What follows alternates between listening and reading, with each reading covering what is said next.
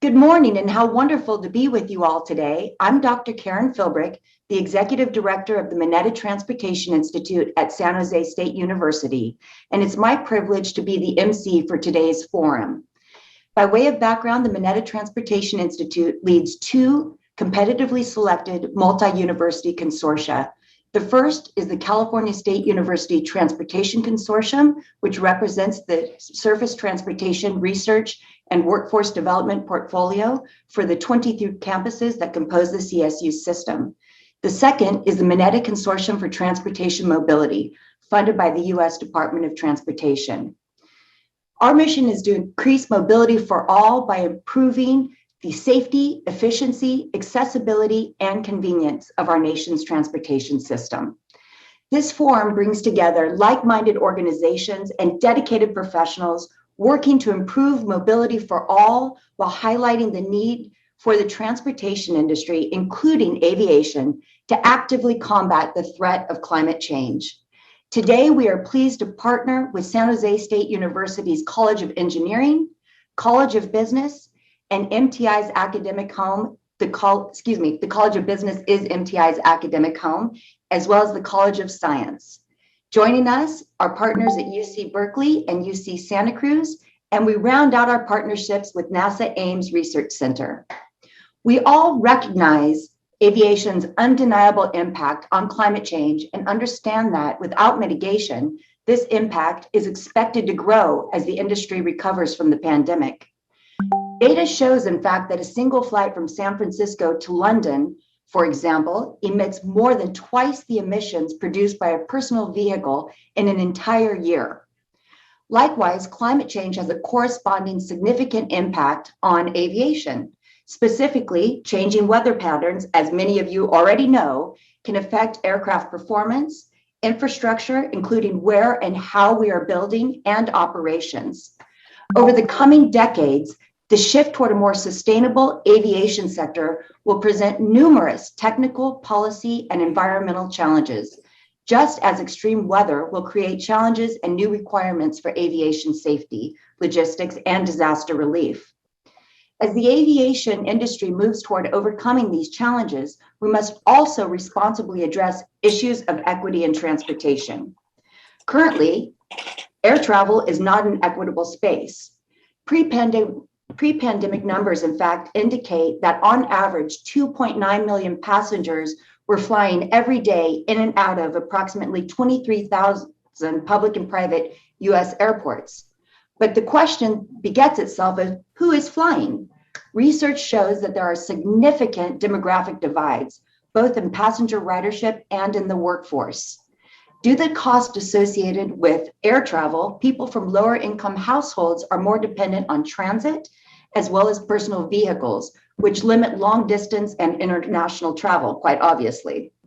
Meanwhile, the US Bureau of Labor Statistics estimates a racial divide within the industry itself. Nearly 90% of airline pilots and flight engineers are white, while women represent only 8% of pilots and 4% of flight engineers. So we've got some work to do there in diversifying that space. Research has also shown that developments and expansions encroach on Black and Brown neighborhoods, which contribute to critical equity issues in our nation and can create long-lasting health issues for millions of people. Transportation continues to be one of the largest contributors to US greenhouse gas emissions, but every day, every single day, there are opportunities for this sector to make change. These divides and obstacles and the progress we are making to address them head on is the reason we are here today. Thank you again for joining us. Let's get started. As you can see from the program, we have a wealth of expertise represented among our speakers today. And while each deserve a rich and detailed introduction in their own right, time limits preclude us from doing that. So I invite you to read their biographies in the program. A link has been dropped into the chat feature for your convenience. First, I would like to welcome, little drum roll here, Dr. Tina Pannington. She is an SJSU professor of practice in the College of Engineering, and more importantly, she was the content developer for this entire forum. Tina, we owe you a debt of gratitude for your vision, and we are so excited to welcome you. Please take it away. Thank you, Karen. That was a great intro, and thank you for providing the context for the forum. I just wanted to add, my thanks and my welcome to the speakers and the attendees today. Thank you for giving your time and your thoughts and participating in this discussion on the challenges and opportunities ahead as aviation looks to climate change. Thanks also to Karen and her amazing team at MTI, the Colleges of Engineering and Science, the Office of Research, and the CGR team here at San Jose State University, and the Aeronautics Directorate at NASA Ames, especially Leighton Kwan and Wee Tran, for their help in making this happen. The idea of the forum began with just a short exchange among colleagues and grew to this rich, full program over the course of only a few months. I think that speaks to the talent, energy, and commitment that exists in the wider Bay Area today to solving the important, challenging problems facing us. So I look forward to hearing your presentations, and I hope this is only the beginning of a longer dialogue and collaboration on this topic. Now, I am honored to hand the mic to Dr. Vincent Del Casino, the Provost and Senior Vice President of San Jose State University, for an official university welcome.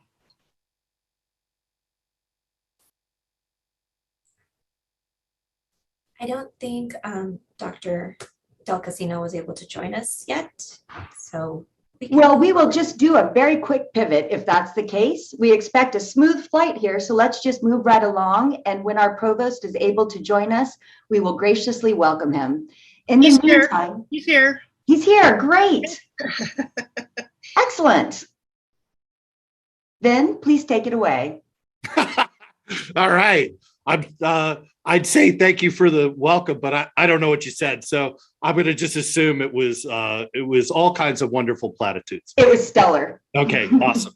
Well, first of all, thank you so much. I apologize for being a little bit late. It's one of those mornings, as we all sometimes know, but it's so exciting to be able to step back and have an opportunity to have some of the larger conversations. And I think San Jose State University is the absolute right place to be engaging in these larger conversations. And there's nothing, more pressing at this point than the question of climate and the relationship of climate to how we move around the world.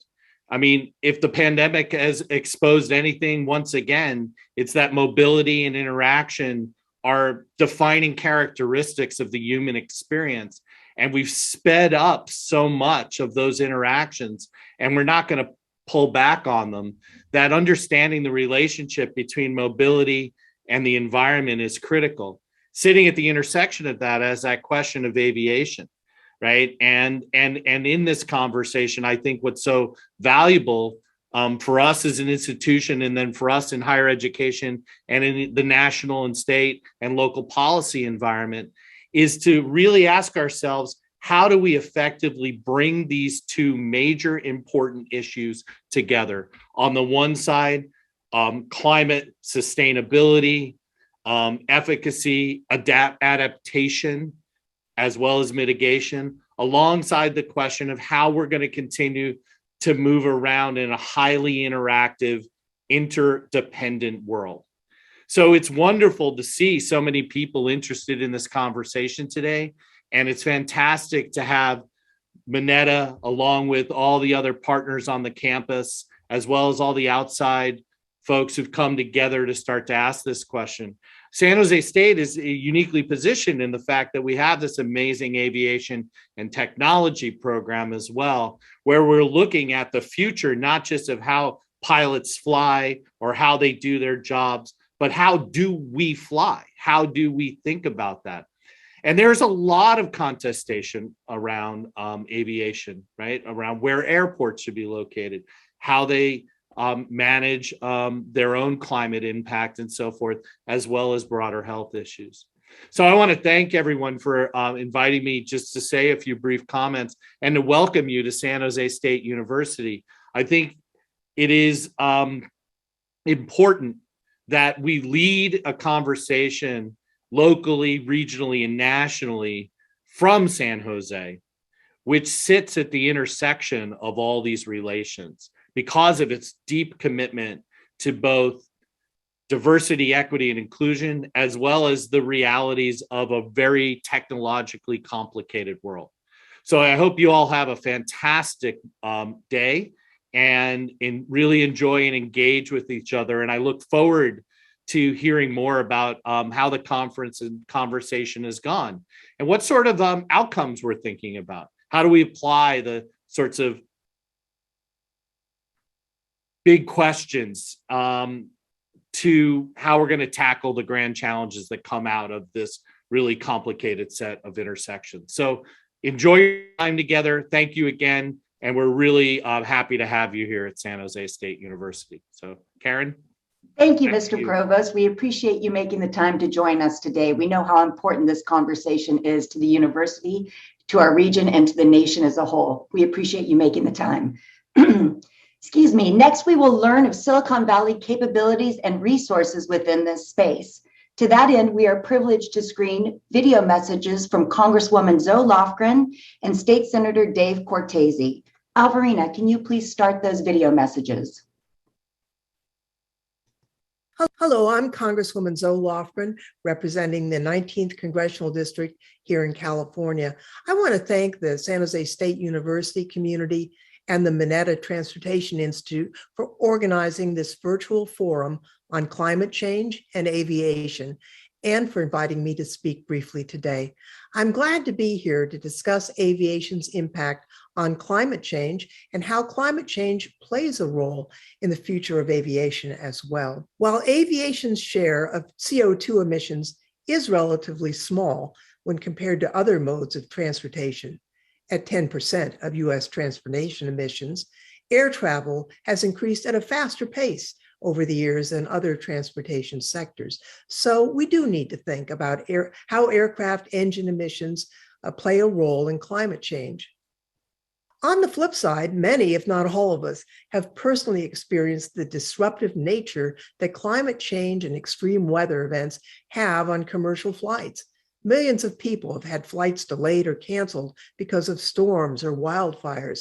Extreme weather events not only impact commercial operations, but emergency operations necessary for public safety. Stakeholders across industries have got to work together to tackle these issues. With advances in engine, airframe, and propulsion design and manufacturing, as well as other technological developments, aviation has achieved significant gains in energy, engine, and fuel efficiency. But there's still room for improvement, and these improvements will be showcased in this forum. That includes new or improved aircraft technologies that increases fuel economy or reduce the amount of hydrocarbon-derived energy necessary to fly, cleaner or more efficient alternative jet fuels that are sourced in ways to reduce life cycle emissions, and efficiencies in aircraft and airport operations. The Science, Space, and Technology Committee, on which I serve, held a hearing on sustainable aviation just last year. It's clear to me that the R&D that's being done at NASA and San Jose State University allow us to make informed policy decisions in Congress. I'm sure everyone is eager to hear from our experts in academia and at NASA Ames. But before I turn it back over, I want to thank San Jose State University and the Mineta Transportation Institute again for highlighting this important issue and for bringing a cross-section of leaders together to discuss these efforts and to lead us forward. Thank you for your dedication to addressing climate change and aviation challenges. Thank you for your leadership, and thank you for all you will do to make our future a brighter one. Senator Dave Cortese. Thank you to the Mineta Transportation Institute for hosting this informative dialogue with thought leaders across industries to examine just how the climate emergency is impacting our aviation industry, as well as aircraft travel, and to bring together policymakers in addressing these challenges. The transportation industry is the largest source of greenhouse gas emissions in the United States, with aviation contributing roughly 11% of transportation-related emissions. As a member of the California Senate Transportation Committee, I'm proud to support climate workforce pathways and training initiatives in our transportation sector, as well as historic levels of state funding toward clean energy transportation. And I can share with you that this year's proposed state budget includes $200 million in funding for new technologies to help transition away from fossil fuels in our off-road transportation sectors, specifically including aviation. The state of California is on the front lines of the fight against climate change, with the state legislature recently approving the single largest investment in wildfire preparedness in our state's history, the single largest investment to expand access to our parks in our state's history, ambitious zero emission vehicle goals for a more sustainable future, toxic site cleanup and pollution control, drought support, water supply, extreme heat protection, and natural landscape projects, as well as innovative projects that expand grid decarbonization, building decarbonization, low carbon transportation, and more. This year's proposed budget includes an additional $22.5 billion toward the climate crisis, the largest investment in our state's history. And I'm proud to be a principal co-author of a bill in 2022 asking the state government to lead by example and commit to state buildings and operations achieving net zero greenhouse gas emissions by 2035. Our federal government is also taking unprecedented action, setting a target year of 2050 for the aviation industry to reach net zero emissions. It's important to keep in mind that the aviation sector is unlike other transportation industries and faces a unique set of challenges.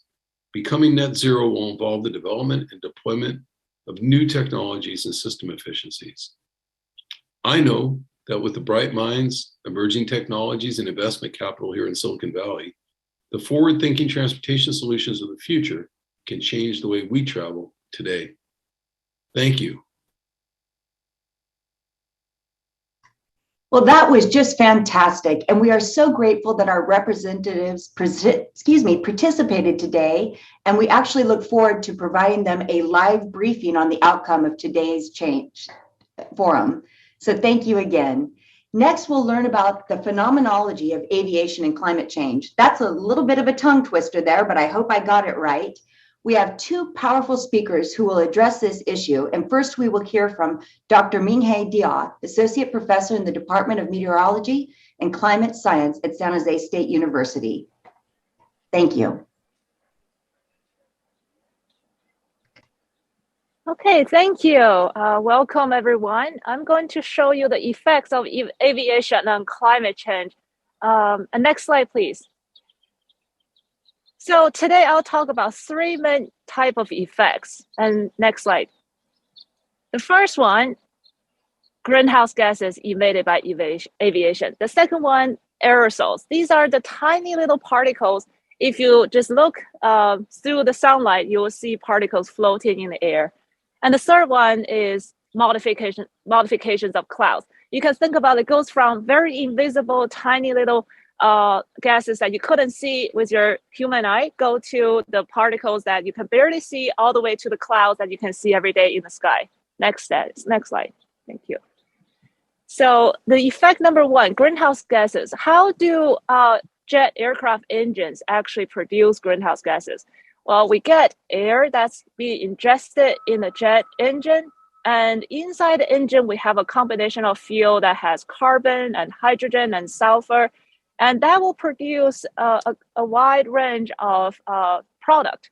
If we have a complete combustion, we would mostly just have CO2 and water vapor. But because it's never a complete combustion, we actually get other things. And among these gases, the two most important greenhouse gases directly emitted are CO2 and water vapor. And the next one, next click, please. But besides that, we also have methane and ozone, which is not directly emitted, but it will be enhanced by the emission of the jet engine. The next one. So let's talk about a few examples. I want you to think about how long will CO2 stay in the air. And let's just say when I'm talking right here, the moment I breathe out, I will have a puff of CO2 going into the air. And that actually will stay in the atmosphere for about 100 to 300 years. So yes, that is an astonishing long lifetime. And the moment we turn on the car engine, the moment we fly in an aircraft, That is how long the CO2 being emitted will stay in the atmosphere. And the next click. So the CO2 is a long lifetime, but methane, which is a very powerful greenhouse gas, can also stay up to 12 years. And next slide. So this one talk about the carbon footprint. You probably heard about this term called carbon footprint. I want to give you some fun fact here. What is the weight of a Boeing 737 aircraft? How much CO2 is emitted by this 737 flying from SFO to JFK? And you can click once. Thank you. So here's the number I gave to you. And could you pull the polling question, the first one? That is, I'm going to ask all the audience to think about how many round trip would you take from SFO to JFK round trip in order to emit the same weight of carbon dioxide as the full airplane Boeing 737. So I'll see how many of you click. So yeah, we can pause for maybe another 10 seconds and then release the answer.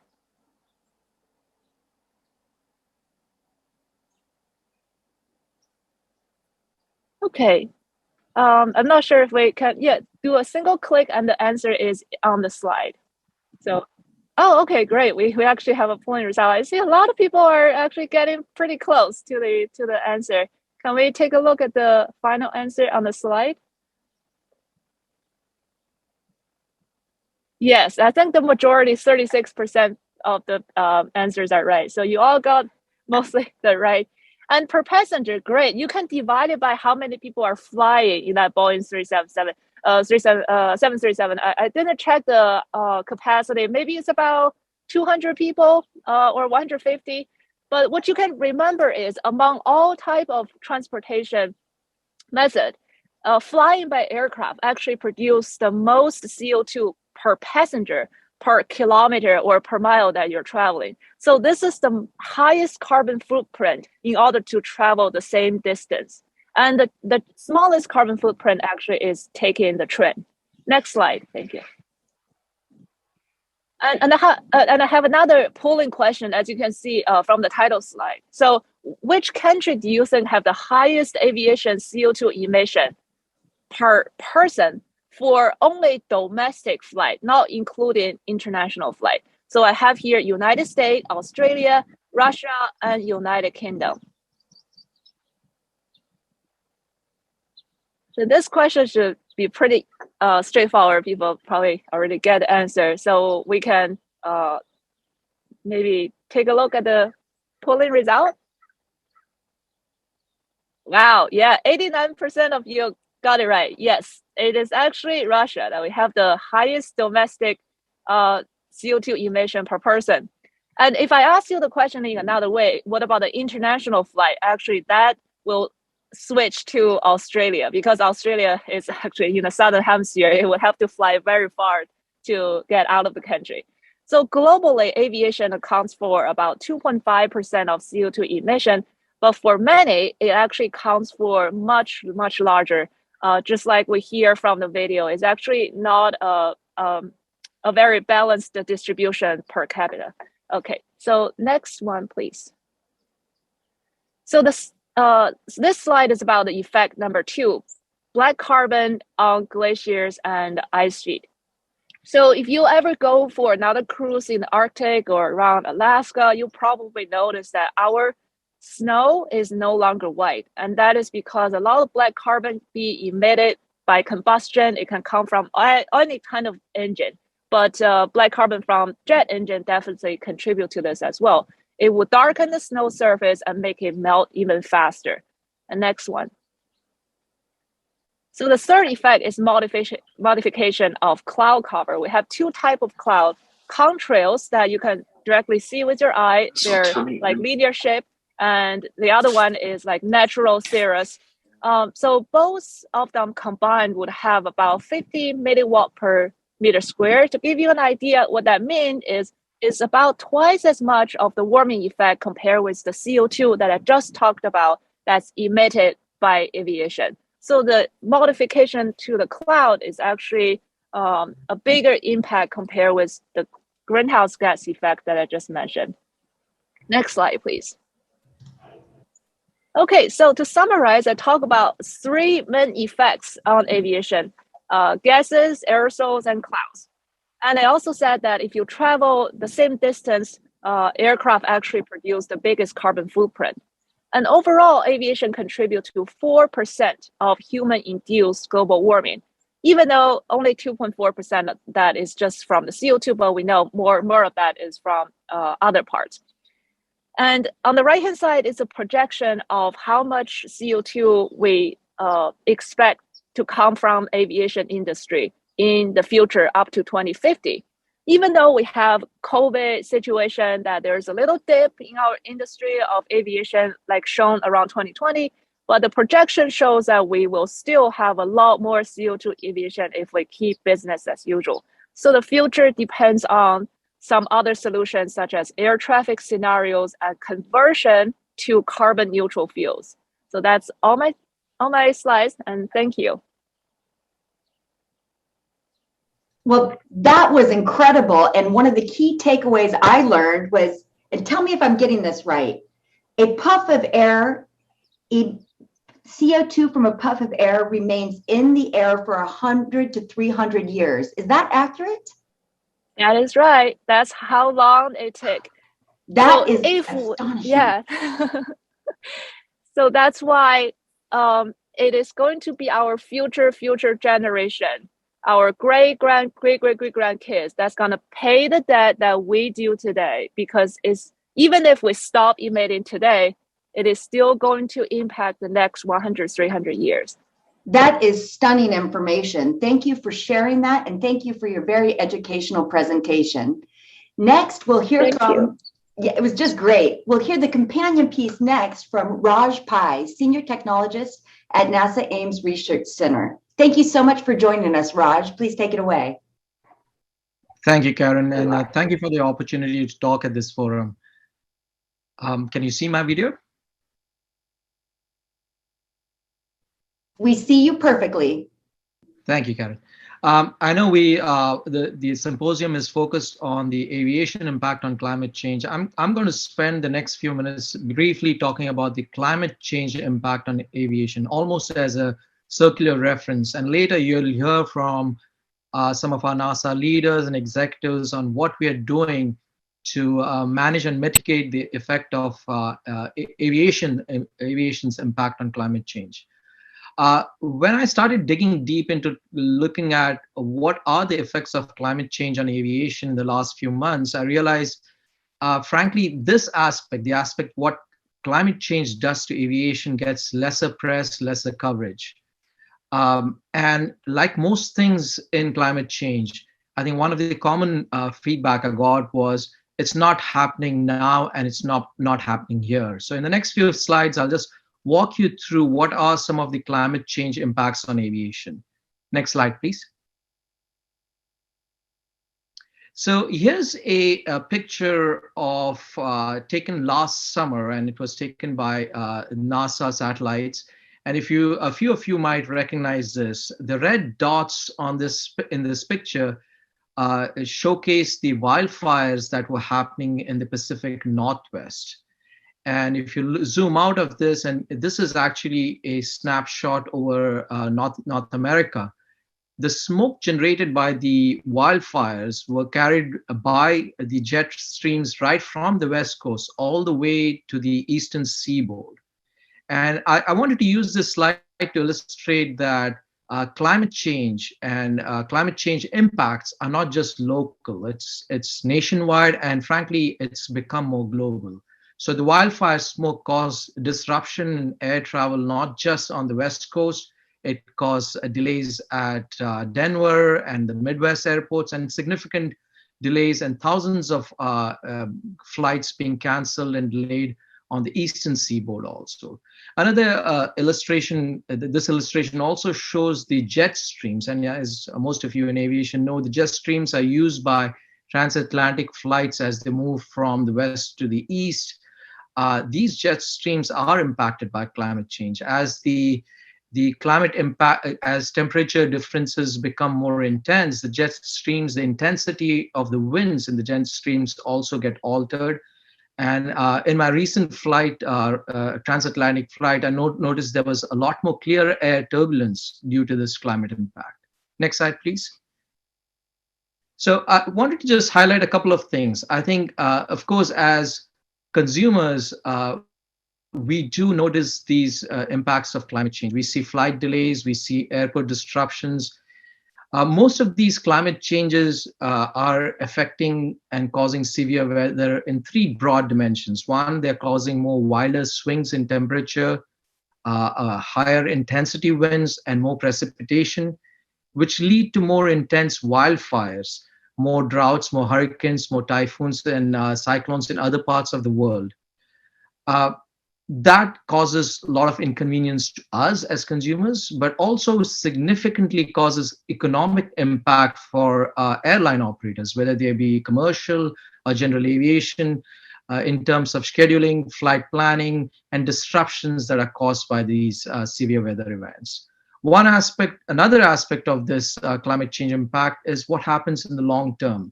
And some of these are showing up as contractual compliance and regulatory risks that these airline operators have to deal with. Next slide, please. Now, while we look at the short-term effects in terms of disruptions, I think there are some longer-term effects that are occurring in the broader aviation industrial complex.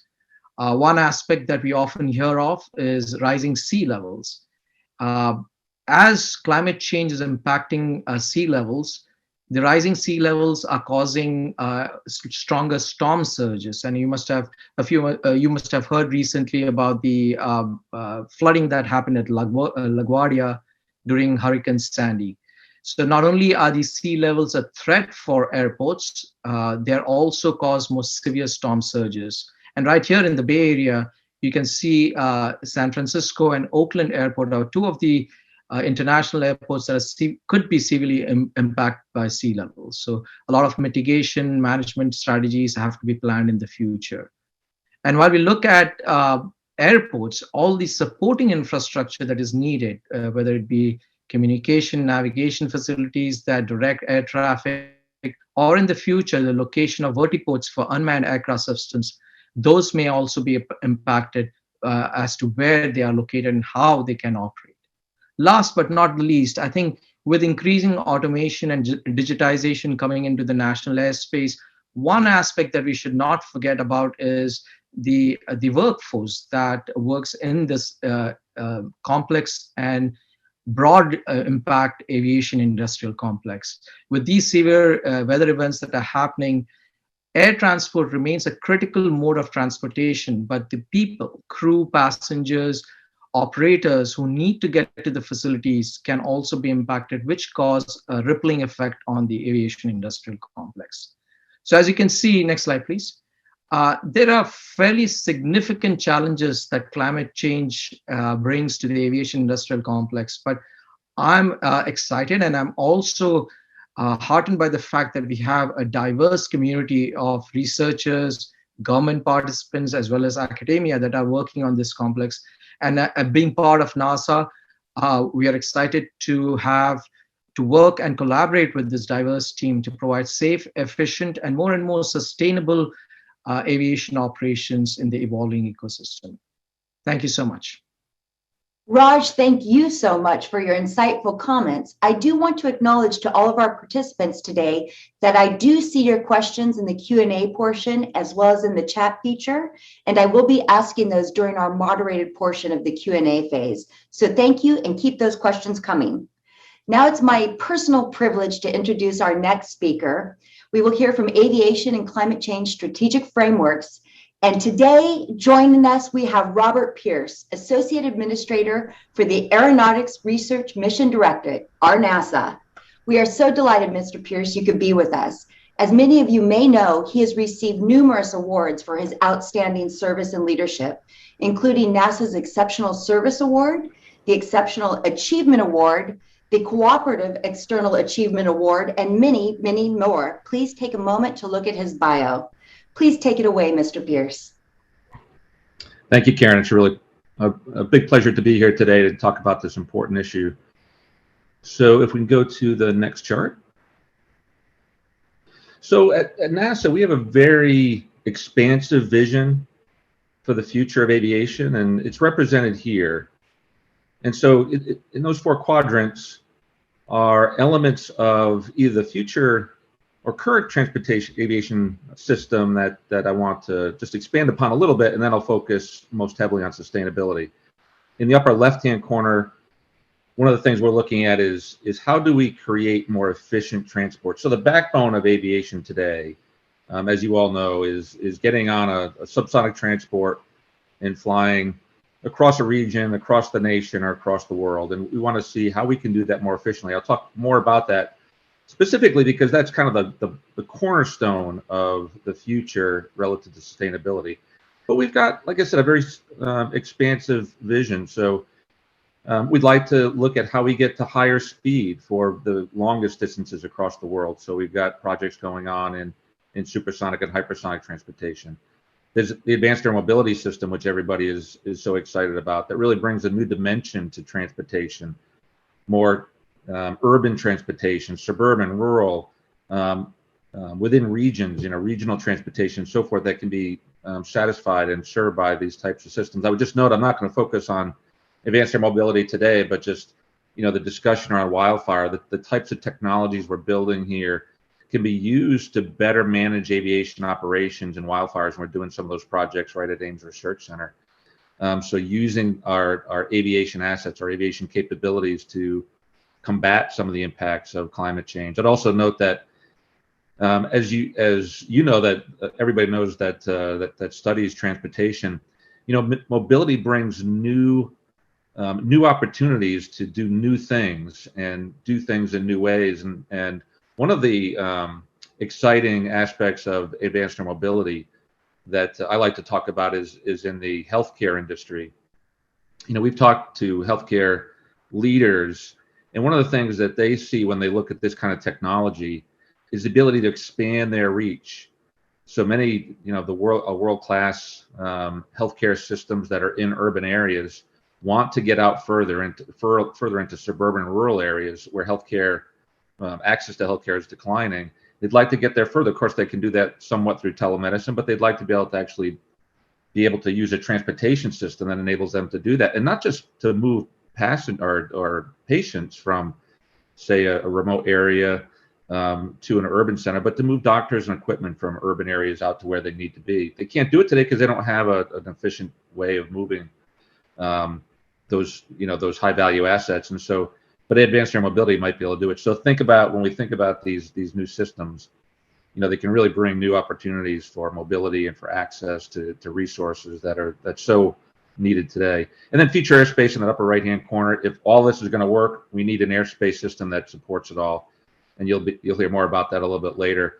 But you think about higher speed, lower speed, lots of different dynamic use cases, different flying to and from vertiports, the standard, large airport to large airport, all that's got to work together. And so we need to think about new ways of managing our airspace. And so all of those things have to come together. I like to think about these four transformations from three major, impacts for the American people. One is sustainability. As I said, that's got to be first and foremost. How do we make sure the future is sustainable?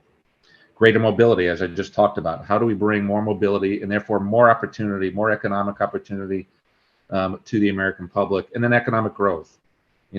All of this investment leads to the ability to have more manufacturing, more operations, more economic growth, better jobs for the American people. So that's why we do what we do.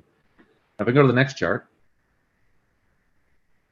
So what are we doing relative to sustainable flight? So we've developed what we call the Sustainable Flight National Partnership, and it's really focused on the next generation of vehicles. As you may know, there's the national policy now is to get to net zero emissions by 2050 in the aviation system.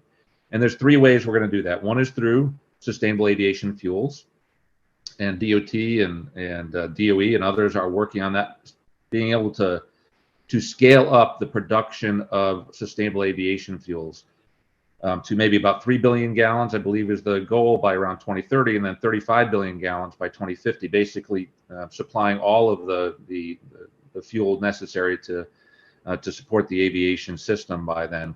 Now that's a pretty bold goal. If we're going to be using those sustainable aviation fuels, we need to use them as efficiently as possible. And so that's the next piece, which is the vehicles, which is the airframe and the engines. Make sure that those are as efficient as possible, and then make sure that vehicle is operated as efficiently as possible, which is the operational component, it's the air traffic management component. NASA has big roles in all three of those. The biggest roles are in the vehicle and the engines, as well as in the operational component, and then we do support some of the work in sustainable aviation fuels. You can see here some of our vision. I won't go into it in a lot of detail for the interest of time, but some of the exciting things that I would just point to: very, very high aspect ratio wings. If you saw different views of that airplane you're looking at, you see it's what we call a transonic truss brace wing. That very long wing allows for a very high efficiency. There's also concepts for what are called hybrid wing bodies, which blends the fuselage and the wing together. We're also looking at electric propulsion, even at these scales, hybrid electric propulsion, where we start to infuse electric motors and batteries into the system, even at these very large scales. A 737 today is the equivalent of about 20 megawatts of installed power. We can't scale up to that level, right away, but we can get a couple of megawatts of installed power on there. That's what we're looking at right now, and that would lead to maybe 5-10% fuel burn reduction. So across all of these technologies, we're looking at 25 to 30% better fuel economy compared to the aircraft that are in the fleet today. And again, coupled with sustainable aviation fuels, you can start to see how we get to the future of a net zero emissions system by around 2050. But that's the next generation. Those are the technologies we're working on right now to get the high TRL so that industry can start to apply those out in the 2030s. If we go to the next chart, we're looking even beyond the next generation, right? We're looking at what are those concepts that we can look to that really truly get us to zero emissions, zero impact aviation. And so one of the things we're doing right now is challenging our nation's universities. And we have a university leadership initiative, some of you may be familiar with. We're challenging them through that project to come up with zero emissions ideas. And we'll fund you to work on those ideas, bring those to conceptual stage, get those into testing, so we can evaluate whether those are concepts that are worthy of bringing to higher TRL through higher scale testing and so forth. And so one example on this page is University of Illinois Urbana-Champaign that's working on a superconducting electric concept using hydrogen fuel cells, for truly zero carbon emissions. So this is this gets us at low TRL to what are those really out there ideas that we can bring along slowly, and then as we complete that next generation high TRL technology, we have a base of technologies, these really exciting technologies that we can start to get into larger scale testing and into flight. So I think the next chart's just my get off the stage chart, but I just want to, so we just go to that and just say, we are advertising every day. We're writing about the accomplishments we're making along these lines. We're really proud of the work we do, and we're proud of the partnership we have with our nation's universities and our nation's industry to make all this happen. So appreciate your attention and look forward to the rest of the forum. Thank you so kindly for your comments. We really appreciate that. And I took away three, sustainability, improved mobility, and economic growth. I think those are three goals we can all get behind and support. So thank you. We do have some questions in our Q&A feature on the virtual screen, but we will ask those in just a few minutes. Prior to doing so, we will now hear from Dr. Brandon Graver, Senior Researcher for the International Council on Clean Transportation. Dr. Graver, please take the stage. Well, thank you so much for the invitation to talk here. It's nice because when I started off at the ICCT, I was located in our San Francisco office, and I called San Jose home. So it's nice to come back full circle. So I'm going to start my presentation with a quick introduction of the ICCT and what we do. We're an environmental non-governmental organization. We can go to the next slide.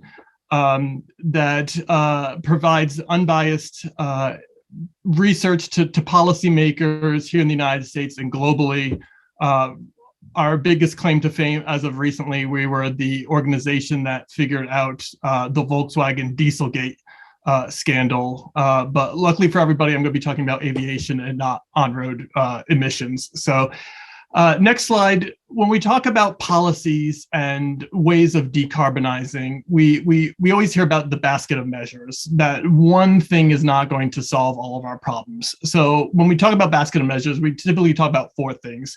The aircraft technology improvements, the use of sustainable aviation fuels or other kinds of fuels, operational improvements, and then the economic market-based measures. So I'm going to touch on each one of these individually throughout this presentation and hopefully wrap up with enough time. So we can skip ahead and talk about aircraft technology. Back in 2017, the International Civil Aviation Organization, that's the UN organization that's in charge of all of the international aviation field, came out with a CO2 standard for aircraft. Now, there's two different stringencies. The first one is for new type aircraft. Those are brand new aircraft, clean sheets that come out, would have to meet a more stringent emission rate than the ones that are currently in production. But we don't have any new type aircraft currently out there. So if we were to come out with a new aircraft, it would have to meet that standard. The next one has to do with in production aircraft, the ones that you typically see operating now. They have till 2028 to meet those standards as long as they're still in production. And just giving you some examples of where these aircraft currently meet or exceed the ICAO standard. You see the Boeing 737 MAX 8 and the Airbus A320neo narrow bodies currently are better than the standard by 7 to 9%. And then in the wide body category, you're seeing the Boeing 787-10 and the Airbus A330-900 exceeding the standard by 11 to 13%. So, I mean, in the grand scheme of things, that's all great news. If we look at the next slide, we're kind of a decade ahead of schedule. By 2028, all of these brand new aircraft that are being delivered need to meet the standard. However, as of deliveries in 2019, we are already passing the standard by 6%. So it we have the impression that we can do better in future CO2 standards.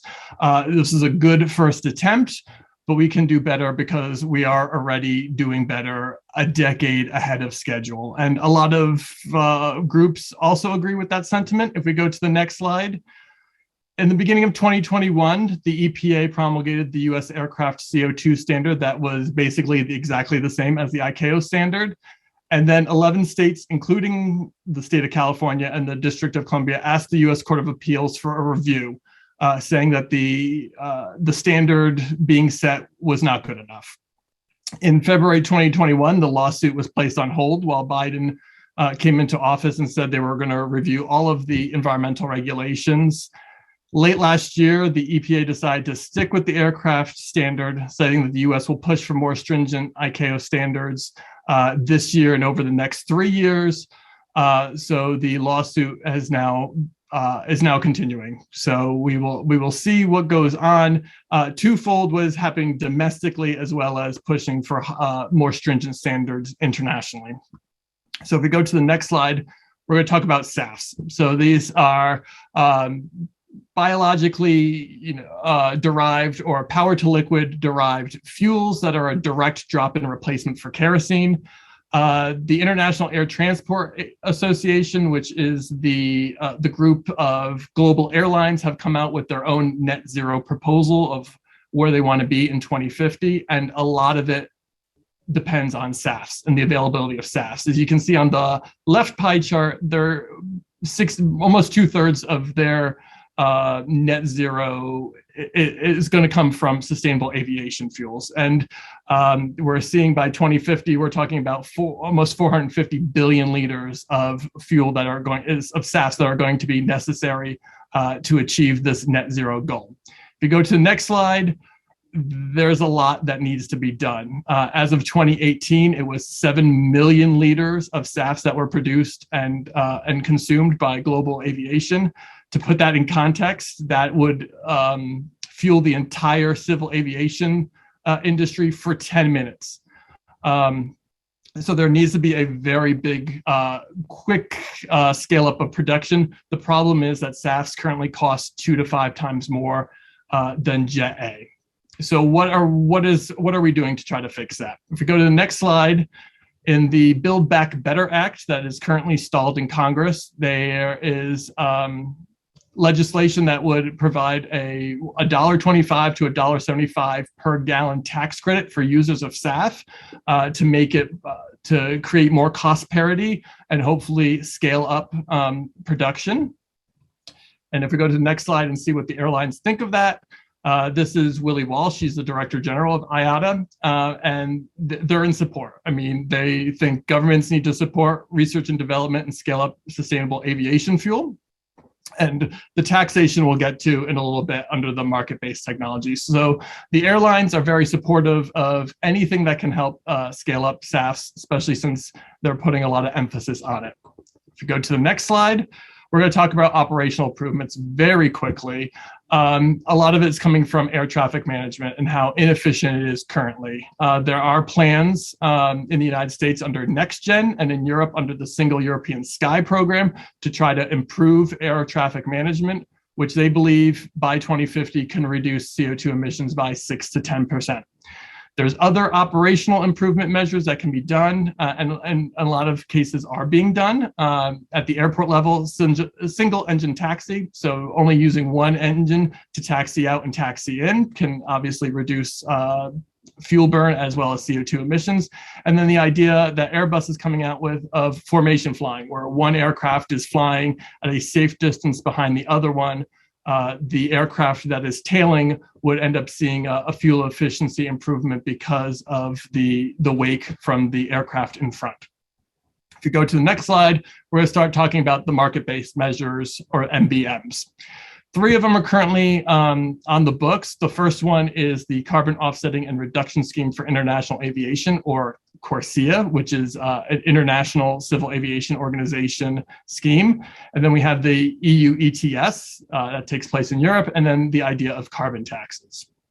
So if we talk about Cortese, it is a way of trying to create carbon neutral growth in the international aviation's sector out to at least 2035. Recently, ICAO came out with the official number that will be the baseline. So it's about 606.5 million tons of CO2 emissions that were emitted in 2019. And then this is kind of, it's a phase-in program and not everybody has to participate in it. We won't see the likes of China or India or Russia participating until it's mandatory in 2027, but we're seeing some early adopters, including the United States, participating earlier on. The offsetting threshold for 2021 and 2022 are around 340 million tons. But as we see, because of COVID, the depression of the air traffic has caused the depression of CO2 emissions. So it's believed that we actually won't have to see any offsetting occurring from the airlines because of the being under those thresholds. If we go to the next slide, EU ETS is a cap and trade scheme that started in 2008 for flights to, from, and within the European Economic Association. There was a lot of consternation between ICAO and EU and the European Union because they felt like it was a bit of an overreach, while ICAO was trying to work on the Cortese scheme that covers international aviation. So the EU agreed to place a hold on flights that are outside of the realm of the EEA until Cortese was adopted, which it was in 2016.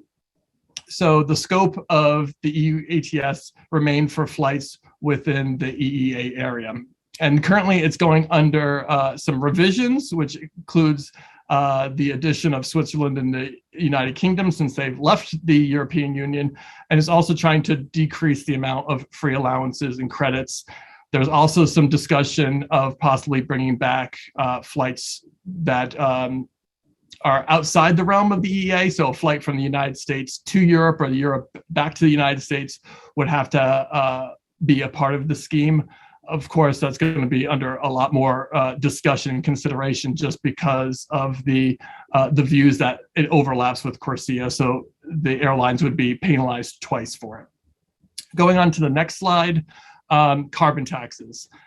Here are 4 different variations of carbon taxes between countries. In Canada, there's a direct tax on the fuel based on the carbon content. So the purchaser of the fuel ends up paying the tax, and it comes back as a rebate to all Canadians.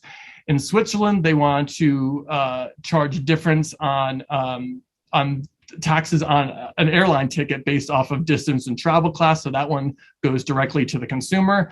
In Sweden, they want to propose changes to landing fees based off of how fuel efficient an aircraft is. So those kinds of fees would be paid by an airline. And then in the UK, they propose to change the air passenger duty that are paid by passengers on long haul tickets to achieve carbon reduction goals. And as I showed you previously, IATA had strong comments on carbon taxes. And if we go to the next slide, we can see that they called this a cash grab, being masqueraded as a green tax, and not a big fan of taxes. Fans of tax breaks and tax incentives, not a fan of taxes themselves. Going to the next slide, very quickly going to talk about domestic flight bans because it's something that will never happen in the United States. But it's happening in places where they have very efficient and other alternative forms of transportation to get you from here to there. So in France, they banned domestic flights that could be replaced by high-speed rail travel in less than 2.5 hours. Other countries are making similar proposals. The only problem with those are the loopholes that are currently in the legislation. The flights that would contain connecting international passengers are excluded. So all of what the airlines could do is just make sure that all of the flights go through one of their hubs, and then they would not have to remove those flights. So for the 4 countries that either have the flight bans or proposing, we're talking about 5 routes or less that are going to be affected. So I'm going to wrap up with my one last slide talking about what needs to be done and what can we do as a society to help decarbonize aviation. First is to come out with more stringent CO2 technical standards on subsonic aircraft. The way ICAO works, it's on a 3-year cycle. So we would be starting now, doing a technical analysis until 2024, and then adopt a revised standard in 2025.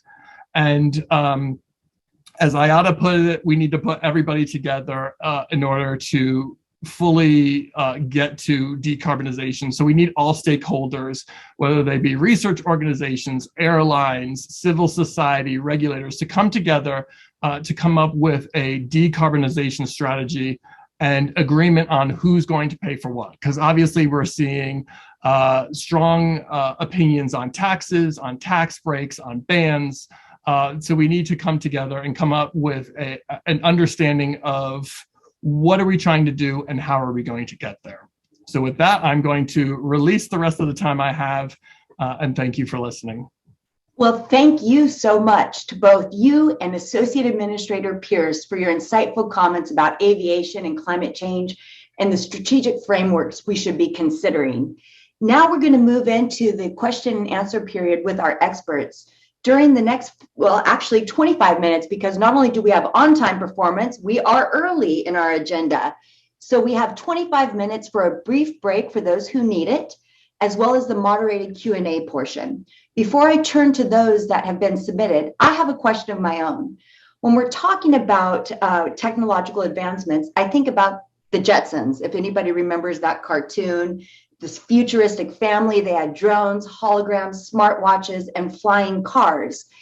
And almost all of those have materialized. You can get a smartwatch on Amazon, you can have your own drone, all kinds of things. But let's talk about different types of urban air mobility. How far away are we from short and vertical takeoff and landing aircraft that enable up to 5 passengers to take their own flying mode of transportation? Where are we at in that development process? I know there's about 400 agencies working on it, but what will it cost and when will it be deployed? I open that to anybody, please. Like, I can certainly start. Karen. So, and you've got folks here today, you know, from Joby and other places that are working hard on this. Yes.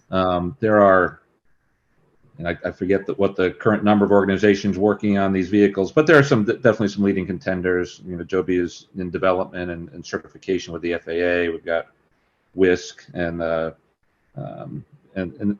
they represent a couple of concepts that are certainly electric and vertical takeoff and landing. There are others that are looking at short takeoff and landing, again, electric. Looking at maybe slightly different markets or slightly different concepts for serving those markets.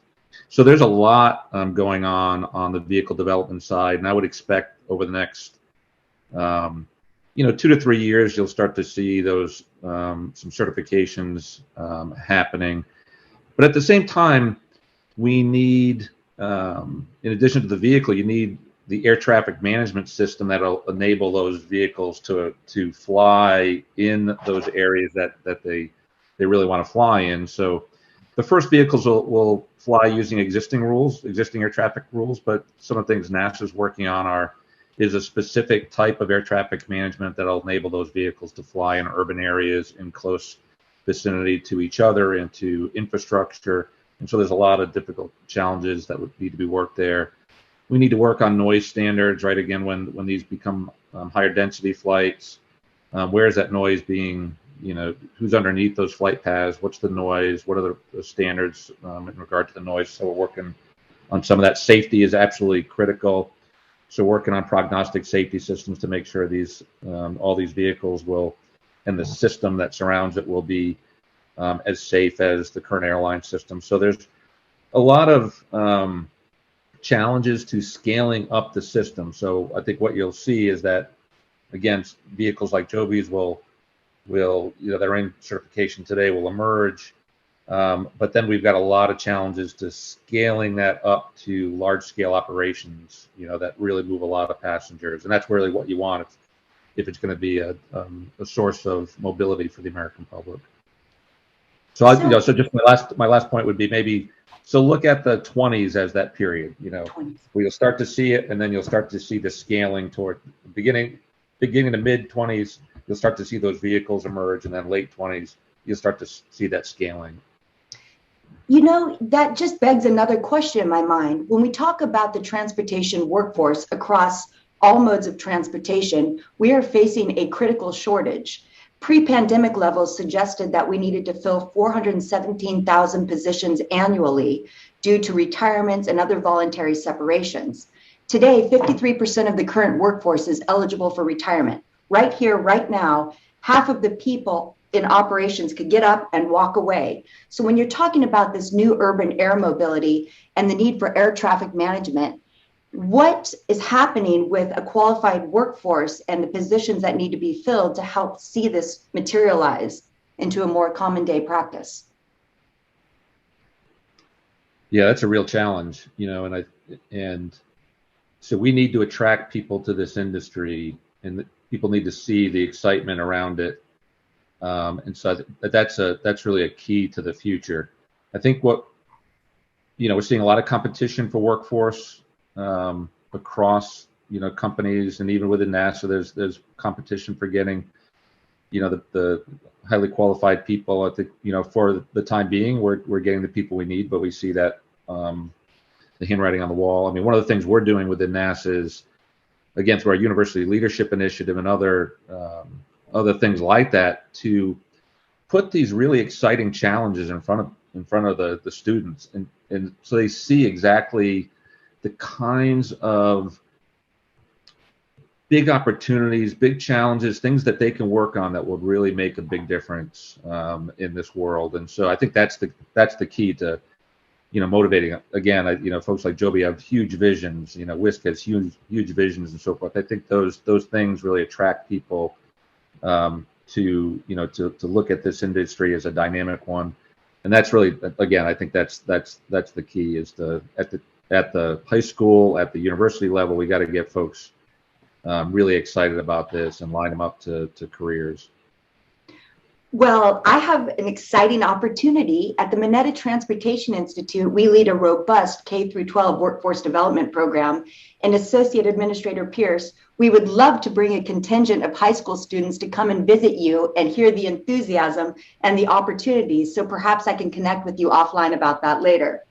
Anytime. Love to do it. Excellent. Thank you. Well, let's turn now to the questions that have been submitted by our attendees. Pardon me, I'm going to read them verbatim to make sure I get them just right. If you have to compare emissions from the actual service and the emissions from moving people and goods to and from airports, which one is higher?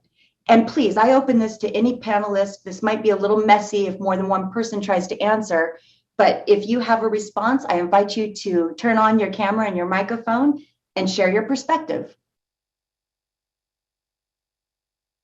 Who from our esteemed speakers today would like to address that question head on?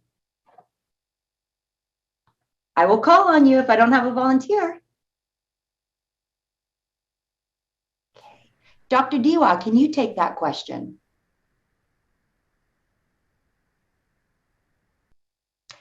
I am being met with an uncomfortable silence. May I ask that all of our speakers activate their cameras so that we can see your faces? Mr. Pierce, are you up again? You said everybody turn on their camera. I did, but I'm not seeing anybody jumping up to volunteer a response. So say the question one more time. I'm not sure exactly if I followed it exactly. Sure thing. If you have to compare emissions from the actual service of, say, aviation compared to the emission from moving people and goods to and from the airports, which one has higher emissions? Is it the actual air travel or the movement of people to that connectivity space so that they can take that airline travel? Wow. I guess I don't know the answer to that exactly. I've never looked at that problem. What I guess I would say is that generally, if you are, the distance you travel through the aviation system is generally much longer than the distance you travel from, from the airport to your destination. So your final destination. So I'd have to imagine that it's the energy used during the aviation operation that consumes most of the energy. Of course, once you get out of the airport, everybody kind of gets onto their own individual mode, and so on a per passenger basis, I would think that the energy consumption goes up. An airliner is on a per passenger basis has pretty good fuel efficiency, notwithstanding the presentation this morning that shows the climate impacts are high. The fuel efficiency is quite good on a per passenger basis, but nevertheless, the distances are so much different. I can't imagine that it's not the aviation system itself. It's not the airliners themselves. Well, thank you for that. Let's look at the next one here.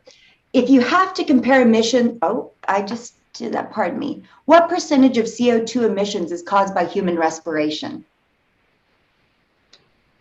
I'm certainly not an expert at that. The only thing I would say though is that there's the natural life cycle of CO2. So, and that's more prevalent at the plant-based level, and that's how you get the net zero, right? If you on an annual sort of kind of biological cycle where you're growing crops and then turning those crops into fuels and then burning it and so forth, and you repeat that cycle. So there's much of the way you get to net zero is through that natural CO2 cycle.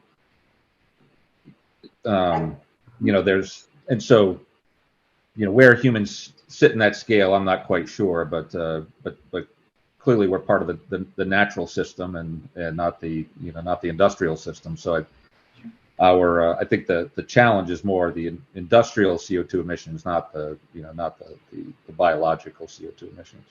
Understood. Thank you. Mr. Raj Pai, we have a question for you specifically. Can you please raise your hand or activate your camera if you're there?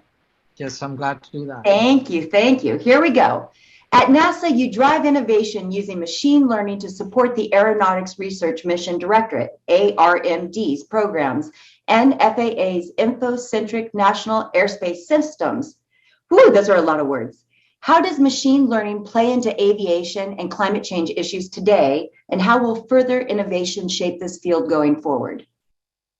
Wow. I'll give a short response. There's several interesting programs we're working on. I'll give you a slightly different interpretation, and you'll hear impact of climate change, weather change, scarcity, and things getting more intense and difficult to handle. I think one thing, based on my experience that I've seen, one thing that we have in abundance, which is growing exponentially, is data. And whether it's coming from the aircrafts, how we can leverage data across the life cycle of aircraft design, efficiency, and all of that. I think data is in abundance, and AI and ML applications, artificial intelligence and machine learning applications built on top of that abundant data is going to provide us tremendous opportunities to create efficiency and safe, sustainable operations in the future. So I hope I answered that question. And there's, in all domains, AI and ML can apply, whether it's existing operations, whether it's design of new aircraft, new engines, getting them sooner into production, all those aspects, AI and ML can facilitate that. Excellent. Thank you very much. Mr. James, I see your hand up. Would you like to contribute a response as well? I'll add to that a little bit.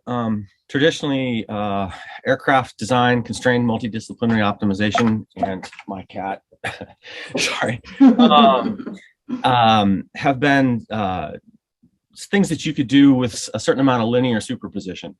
And most of the new methodologies that we have to use to do an optimal design to aircraft has gotten considerably more complex. And so to look through the design space, you actually do need a fair amount of help from AI. So there are big pieces in there that are just getting to the point where a modern aircraft probably has 2,500 design variables, probably 150 to 300 constraints, and thinking in 4,000 degree space is not something that people are good at. So that's where we use a lot of AI. Wow, thank you very much for that. Very good response. I appreciate it. Next question. What is the pace of progress towards lower emission aircraft, and what are the greatest hurdles to overcome to establish long-term sustainable aviation? This sounds like a question that any one of our panelists would be very adept at responding to. Do I have my first volunteer? If not, Dr. Graver, would you like to take a stab at that question? Sure. I mean, we are seeing a lot of advancements going on. We see some commuter electric aircraft being formulated as of now. We have Airbus planning on spending a lot of time and resources on hydrogen aircraft. Both of them are saying 2030 timeframe of when they're going to be commercially available. Then it comes the scale up of that. So you're typically going to see those aircraft replace older aircraft in the system. So a lot of it's going to come down to the airlines embracing the technology, and as well as the infrastructure on the ground. So if you're going to be servicing an airport that will not be able to deal with electric aircraft or fuel hydrogen, then you're not going to see a match there. So a lot of it's going to come down to infrastructure on the ground, as well as adoption and replacement of older aircraft with these new alternative fueled aircraft. Very good. And while I've got you engaged, we have a question that somebody submitted directly for you. And that is, how are SAFs created? Is this made in a lab, mined resources, or something else? And the second piece to that is, what are some opportunities for workforce development since there is a demand to scale the production? I'm actually going to pass on the SAFs creation question, because we do have a biofuels speaker coming up later on. So I'm sure he will be better equipped to answer that. I see him smiling. Can he jump in right now to take that question? Yeah. Thank you, David. So not to ruin my my talking about half an hour. But the way that you make SAFs is through a lot of processing. in short. You have multiple types of fuels that you can use, or I guess feedstocks, in order to make that fuel. And you also have a number of production pathways if you can hold on 20-ish more minutes. But in short, it just, biomass to produce either oil or gas, which can then produce a sustainable aviation fuel through a lot of processing. Well, that is a wonderful teaser to your presentation that will be coming up a little later in the program. But before we turn to the next question, can you comment on the workforce development component of that question as it relates to SAFs? Ooh, well, yeah, with workforce development, it's just getting people interested in all of that and showing them all the different types of ways that you can produce fuels. I teach a class called chemical plant design. So that is exactly what I do for all year with our seniors in chemical engineering. And, we design chemical plants, go through all of the mass and the energy that is required, and show them with some hands-on experiences as well as some simulation, how you can, with nothing, a greenfield site, build up or adapt an existing facility in order to, produce more biodiesel or more sustainable aviation fuel with equipment that's already there or the infrastructure that already exists. So the workforce development is basically just getting people interested early, and NASA has obviously done an amazing job getting people of all ages interested in aviation, and it's our job as engineers and scientists to fulfill that fuel side or chemistry side as well. Well, that's one thing that's so critical to the discussion, which is how do we get people interested in careers in this sector? We all know that there are meaningful, well-paying jobs available from the front lines all the way to the C-suite. But if you ask the average person to name careers in transportation, they're stumped. They can maybe name bus driver, airline pilot, or ship captain, but they don't see that there's a space for everybody, regardless of their educational background. So for example, I'm a psychologist, but I have spent my whole career in transportation. And that's one of the goals of reaching out into the K through 12 sector, to let them have hands-on experiences, to get them excited and to get them engaged early. If we're starting at the college level, we may be a little bit too late. But one more thing I'd like to add, because when you're talking about these hands-on experiences for seniors and how they're manipulating things and getting interested, that's one of the values of San Jose State University. In fact, Money Magazine named us the #1 most transformative university in the nation, and that's based on graduation rates, job retention, and loan repayment. So we're just delighted to have you all with us today. Let's turn now to our next question. How does net zero aviation emissions innovation impact people in the air and on the ground? In other words, will this technology positively impact those who may not utilize air travel? That's a great question. I'd like to see somebody raise their hand from my speaker list, please.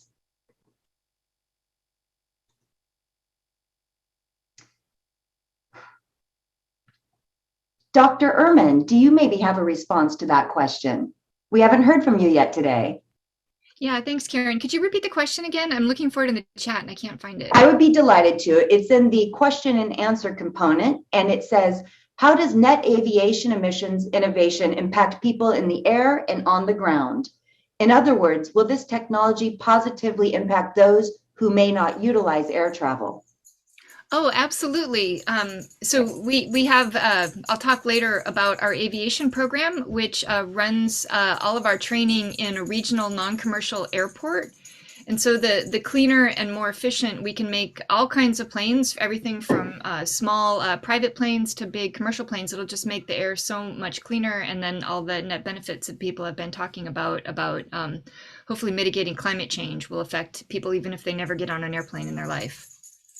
Thank you very much. We actually have a question from our own Dr. Kaufman, which is how many times higher energy density does jet fuel have compared with batteries? About 50. About 50. Okay, well, that was a short and sweet response. Thank you for that.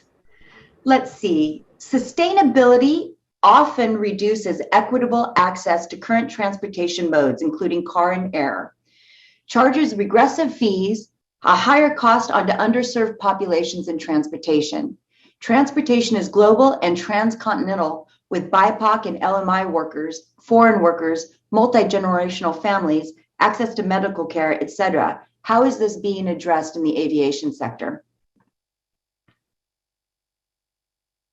Can one of my equity speakers please address this question? Oh. All right, I will be calling on somebody then. Let's see here. Mr. Wagner, do you have a response to that question? I almost turned my camera off because I knew you were going to call on me. There you go. I mean, trying to think of a good answer. It's always hard as to how to address. Yeah, I mean, I don't have a good answer. I was looking through the list for other technical questions. Well, I think, from a sustainability point of view, when we talk about equity in the transportation space, we often talk about our lower income individuals needing to rely on public transit. And of course, this is outside the aviation conversation. But if I may offer a response to this question, what we know is that people who are located in close proximity to transit options, including bus, light rail, and passenger rail systems, they integrate better into society. They have stronger social support networks. They are able to reach their medical appointments. They are able to get the groceries and to support their family. The problem, of course, is the pandemic eroded public transit ridership, and people are concerned about viewing transit through a lens of contamination. Of course, we know from the research that transit is not a super spreader and is in fact safe, and of course provides a lifeline to our BIPOC community and many others who have no other choices. Many of us here, we are what's called choice riders. We can take our personal automobile, we can take aircraft, we can take a train. We have many choices. But for those who are perhaps from lower socioeconomic statuses, their only choice is that bus or that light rail. And we are at a critical shortage for workers, like you are in aviation that we've been discussing about. And so often these topics of equity, they are throughout transportation, not in just one particular mode like aviation. But thank you for that question. And does anybody else have a response for that right now? Okay, we have 2 minutes left in our Q&A portion. So just a reminder to our participants, we'll be kicking off the program here in another 2 minutes. I do have time for one last question here. Okay, would it be possible for someone to list the different power source / fuels from the most efficient to the least one? Do we have anybody addressing that today? You guys are making this painful for me here, my panelists. Can somebody jump in and help us answer some of these questions, please? To a certain extent, I will go over that. I won't rank them at all. There's always a caveat, but it is in the presentation that I'll give. Okay, great, thank you. I'm going to turn now to Jeff Spencer, one of our graduates and a dear friend of the Institute. With policy pushing electrification of all ICE propulsion, how does the generation industry meet the increased power demand across various segments? And will the emission reductions be offset by non-renewable generation? That was a mouthful there.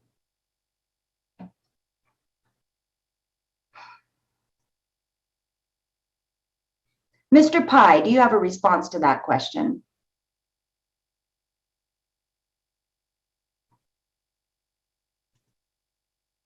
Okay. Dr. I'm sorry, Ehrman? I was on mute. No, I'm probably not the best person to answer that. Thank you. Okay. Yeah, similar. Okay. Well, if one of my panelists could be so kind as to type an answer live into the Q&A feature, I would be most appreciative. It's second to the last question posed. And we're going to stop the Q&A now and return to our program. So thank you to those speakers who did volunteer a response. You can see that's incredibly helpful when you're having a virtual engagement. It's a little bit difficult for the moderator to read the room and the panelists when I'm looking at tiny little squares. So during the next Q&A portion, I'd really appreciate some active engagement. Thank you. So now we're going to continue our strategic frameworks discussion. And first, we're going to hear from Dr. Cheryl Ehrman, the Don Bell Dean of the SJSU College of Engineering. Dr. Cheryl, please take it away. All right. Thanks, Dr. Karen. Yeah, and thanks so much for your great job at moderating this wonderful discussion today. I just have a couple of charts. I want to talk about the College of Engineering and what we can contribute to this overall goal. We're happy that we've just finished celebrating our 75th year anniversary. So we've been around putting engineers into Silicon Valley and aviators for much longer than Silicon Valley has been in existence. I'm proud to note that aviation started at San Jose State as a club in 1936. And then in World War II, aviation was part of the civilian pilot training program, and it was established as a department in 1946, so similar 75 plus years of existence. It's one of the few public aviation programs on the West Coast, and there's just a handful in the whole United States that are public. And to Karen's earlier point, and also to the question raised by Carla about who will be the aviation workforce, accessible public education and aviation programs being a part of it will be a part of diversifying both the people in the industry and also the people doing the R&D for the future.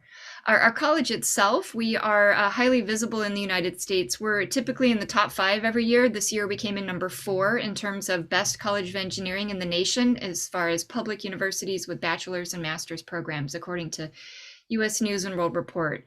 And then the other thing I'd like to highlight, and then I'll give some facts and figures additionally, is that we're a growing source of ideas and not just people. We've always been supplying ideas to Silicon Valley, but we're building out our research infrastructure and research activity. It's growing. And then we are also developing together with campus entrepreneurial activities. And so we're just proud to note that in the Silicon Valley Business Journal, a quarter of the innovators under 25 for the 2021 list were SJSU grads, which we're really proud about. And we've got some even more senior SJSU grads that have started some wonderful companies. Next chart, please. Yeah, so just to talk about us numbers wise, we are the second largest college of engineering in the whole great state of California. We have the largest master's program in the California State University system. So we have just under 7,000 undergrad and grad students in our program as of last fall. And then we have nearly every discipline, including aviation. We do not have agricultural engineering, given our location as a metropolitan university. We'll leave that to other campuses, but we do play in that space with, we have projects relating interconnecting tech to ag. And then we are evolving. So with the demographics of most universities, we have an influx of people into most of our programs. We're hiring in nearly every program this year. And it's just been wonderful to see some of our new faculty develop and some of our more senior and experienced faculty really lean into all the great opportunities in our region and at SJSU, including collaborating with many of the institutions in this forum. Thank you.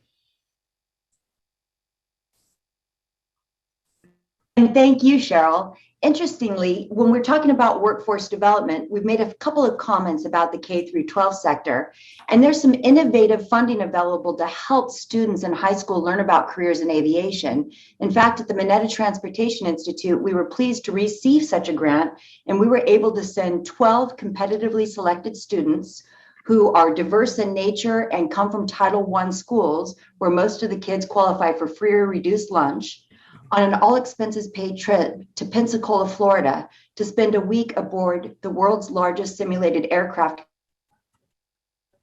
transportation. At the culmination of that week, they had a Top Gun-style graduation ceremony led by a retired general. So we are doing our part to make sure that that workforce is being shored up, but we welcome any opportunities to partner with our esteemed speakers or any of the guests that we have here today. So reach out to us at any time if you'd like to partner on K through 12 engagement. Let's turn now to Dr. Michael Kaufman, Dean of the San Jose State University College of Science. Dr. Kaufman, please take it away. Thank you, Karen, so much. And thank you, everyone, for tuning in. Like Dean Ehrman, I'm going to take the opportunity to brag about our programs and tell you a bit about us. First, our mission, the mission of the College of Science at San Jose State is to inspire and educate the next generation of scientists, teachers, and global citizens through experiential learning and scientific discovery, while fostering a culture of respect, access, and equity. We empower our students to make evidence-based decisions, become lifelong problem solvers, and gain flexible skills for a vast variety of careers.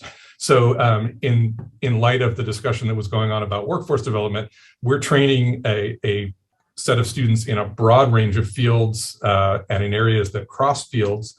And to the extent that the aviation sector would like to involve our students in future careers, we're more than happy to have you come and tell us about the opportunities to broaden our students' horizons. We're a little bit smaller, and I would say a little bit lower profile than the College of Engineering.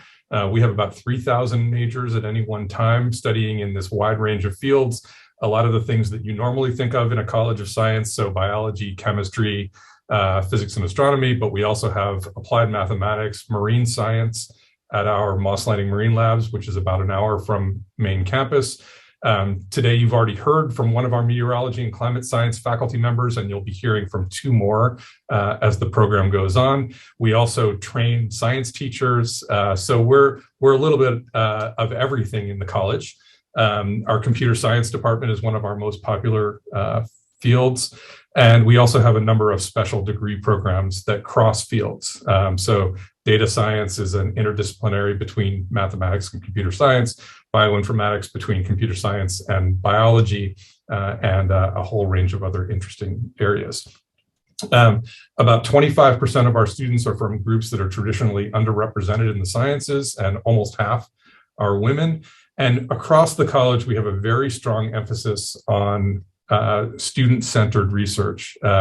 The faculty that we've been hiring in the last couple of years, as we've been ramping up our research productivity and improving our facilities and so on, are faculty who want to come here to engage in high-level research, but do it with our particular students. So it's an incredibly transformative experience for the students, and a very strong reason why the faculty want to come here. Currently in the college, we do about $20 million a year in externally funded research from a whole range of agencies, including some of our NASA colleagues here. And a lot of that work goes into addressing issues related to climate change very broadly.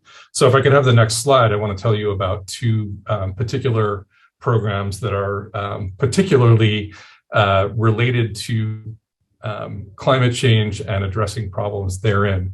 So we have the only meteorology and climate science program in the entire 23 campus CSU.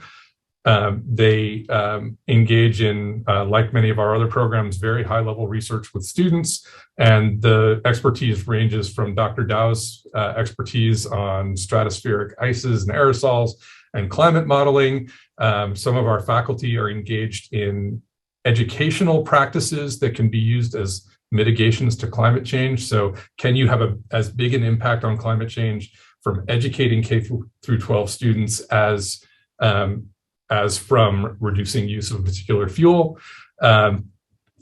We have people who are experts on global circulation on Mars and so on. And one particular area I want to emphasize is our Wildfire Interdisciplinary Research Center, housed in the College of Science, but also across campus. There's a photograph in the upper right-hand corner here showing one of our mobile radar systems that goes out to measure the feedback between small particles in wildfire and the weather on a real-time basis. Last year, we hired 5 faculty to form the largest wildfire interdisciplinary, or the largest wildfire research center, as far as we know, at a university. And those people were hired in remote sensing, computational modeling, the social science of recovery from wildfire, combustion engineering, and wildfire ecology. And the idea is to bring together people to solve big problems, just like the ones that you're addressing here. The other very interdisciplinary area where climate change is a major study area is at our Moss Landing Marine Labs, where we have expertise in ocean acidification, the effects of agricultural runoff, using genetics of using genetics of phytoplankton to understand how the ocean is responding to climate change, healthy fisheries. And this image on the right shows our very successful sustainable aquaculture program, which is down on the edge of the Monterey Bay, and contributing to sustainability writ large. If I could have the next slide, please. One last thing I want to mention is that we're improving our facilities for interdisciplinary work as we speak. The background is an artist conception, and the image that just popped up on your screen is a current status of our new interdisciplinary science building, which is about a year away from being finished and will be around soon, where many of the collaborations that and the research focused on students will be going on in the coming years. So with that, I will hand it over to the next speaker. Well, thank you so much, Dr. Kaufman. We did have one question dropped for you that I'd just like to pose live. Sure. Regarding the workforce, do you see a need of new skills that are not traditionally required in aviation? Well, you know, one of the interesting things, I think you brought it up, is that people think of transportation as being the bus drivers and the airline pilots. But as we've seen from some of our speakers here today, when you want to tackle big problems in aviation, you need to have technical skills, but you also need to have writing skills and analysis skills, right? And so if you want to plan for the future, you need to be working on open-ended problems. You shouldn't just be solving the textbooks questions, but you should be thinking about what the big questions are for the future. And I think that the kind of work that we do in the College of Science and the kind of work that Dr. Ehrman and her faculty and students do in the College of Engineering is precisely designed for that. We don't think that most of, let's say we don't think most of the physics and astronomy graduates from our college are going to go on to get PhDs in physics and astronomy. We think that they are going to have the broad computational, analytical, and thinking skills that it takes to solve these big problems for the planet. Such incredible training and such an important perspective. Thank you so much. And while we're talking about the workforce, it reminds me of a lot of the literature that's in leadership development and how we help people grow into successful professionals. And what we see is that subject matter expertise can be taught, but that emotional intelligence is critically important to somebody's trajectory. So it's not enough just to know how to do that computational design. You also need to know how to communicate with intention, to listen with meaning, and to paraphrase what you're hearing so that you develop the relationships that breed success. So thank you so much, Dr. Kaufman. Now it's my privilege to introduce Dr. Eugene Tu, NASA Ames Research Center Director. We are so excited to hear from you today, Dr. Tu. He leads a staff of civil servants and contractors in providing critical research and development support that makes the aeronautics and space mission of NASA and the nation possible. He's received the NASA Outstanding Leadership Medal and the Presidential Rank Awards for meritorious executive and distinguished service. Dr. Tu, please take it away. Thank you, Karen. Can you hear me okay? Absolutely perfectly. We can hear and see you well. Okay, wonderful. And it's really an honor to be here. And thank you for inviting me. I want to thank San Jose State and in particular the Mineta Transportation Institute for putting this together. Special shout out to Tina, who of course is faculty and professor there, of course, but many of you may not know she was also our former chief engineer. So hello to Tina. It's really a pleasure to follow Cheryl and Michael because a lot of the things they were just talking about tie in. You know, San Jose State has been a great partner with us at Ames for almost the same amount of time. And I'll talk a little bit about our history. We are also about 80 years old now, or 83, going on 83. And we've had a lot of opportunities to collaborate in the engineering world, particularly in human factors and in science, some of the growing areas that Michael talked about in specifically in wildfire research. So I'm going to give you a very quick overview. I have too many charts here, I just realized, so this is going to be more like a movie show. But let me go to the next chart. And you may take your time, just to know we are ahead of schedule, so please don't feel that you need to rush. Your message is critically important. All right, thank you for that, Karen. So I always start out with really highlighting the different areas of NASA and just to make sure that people understand that in many ways NASA is much broader than one might think. And so these are the 6 different domains of NASA.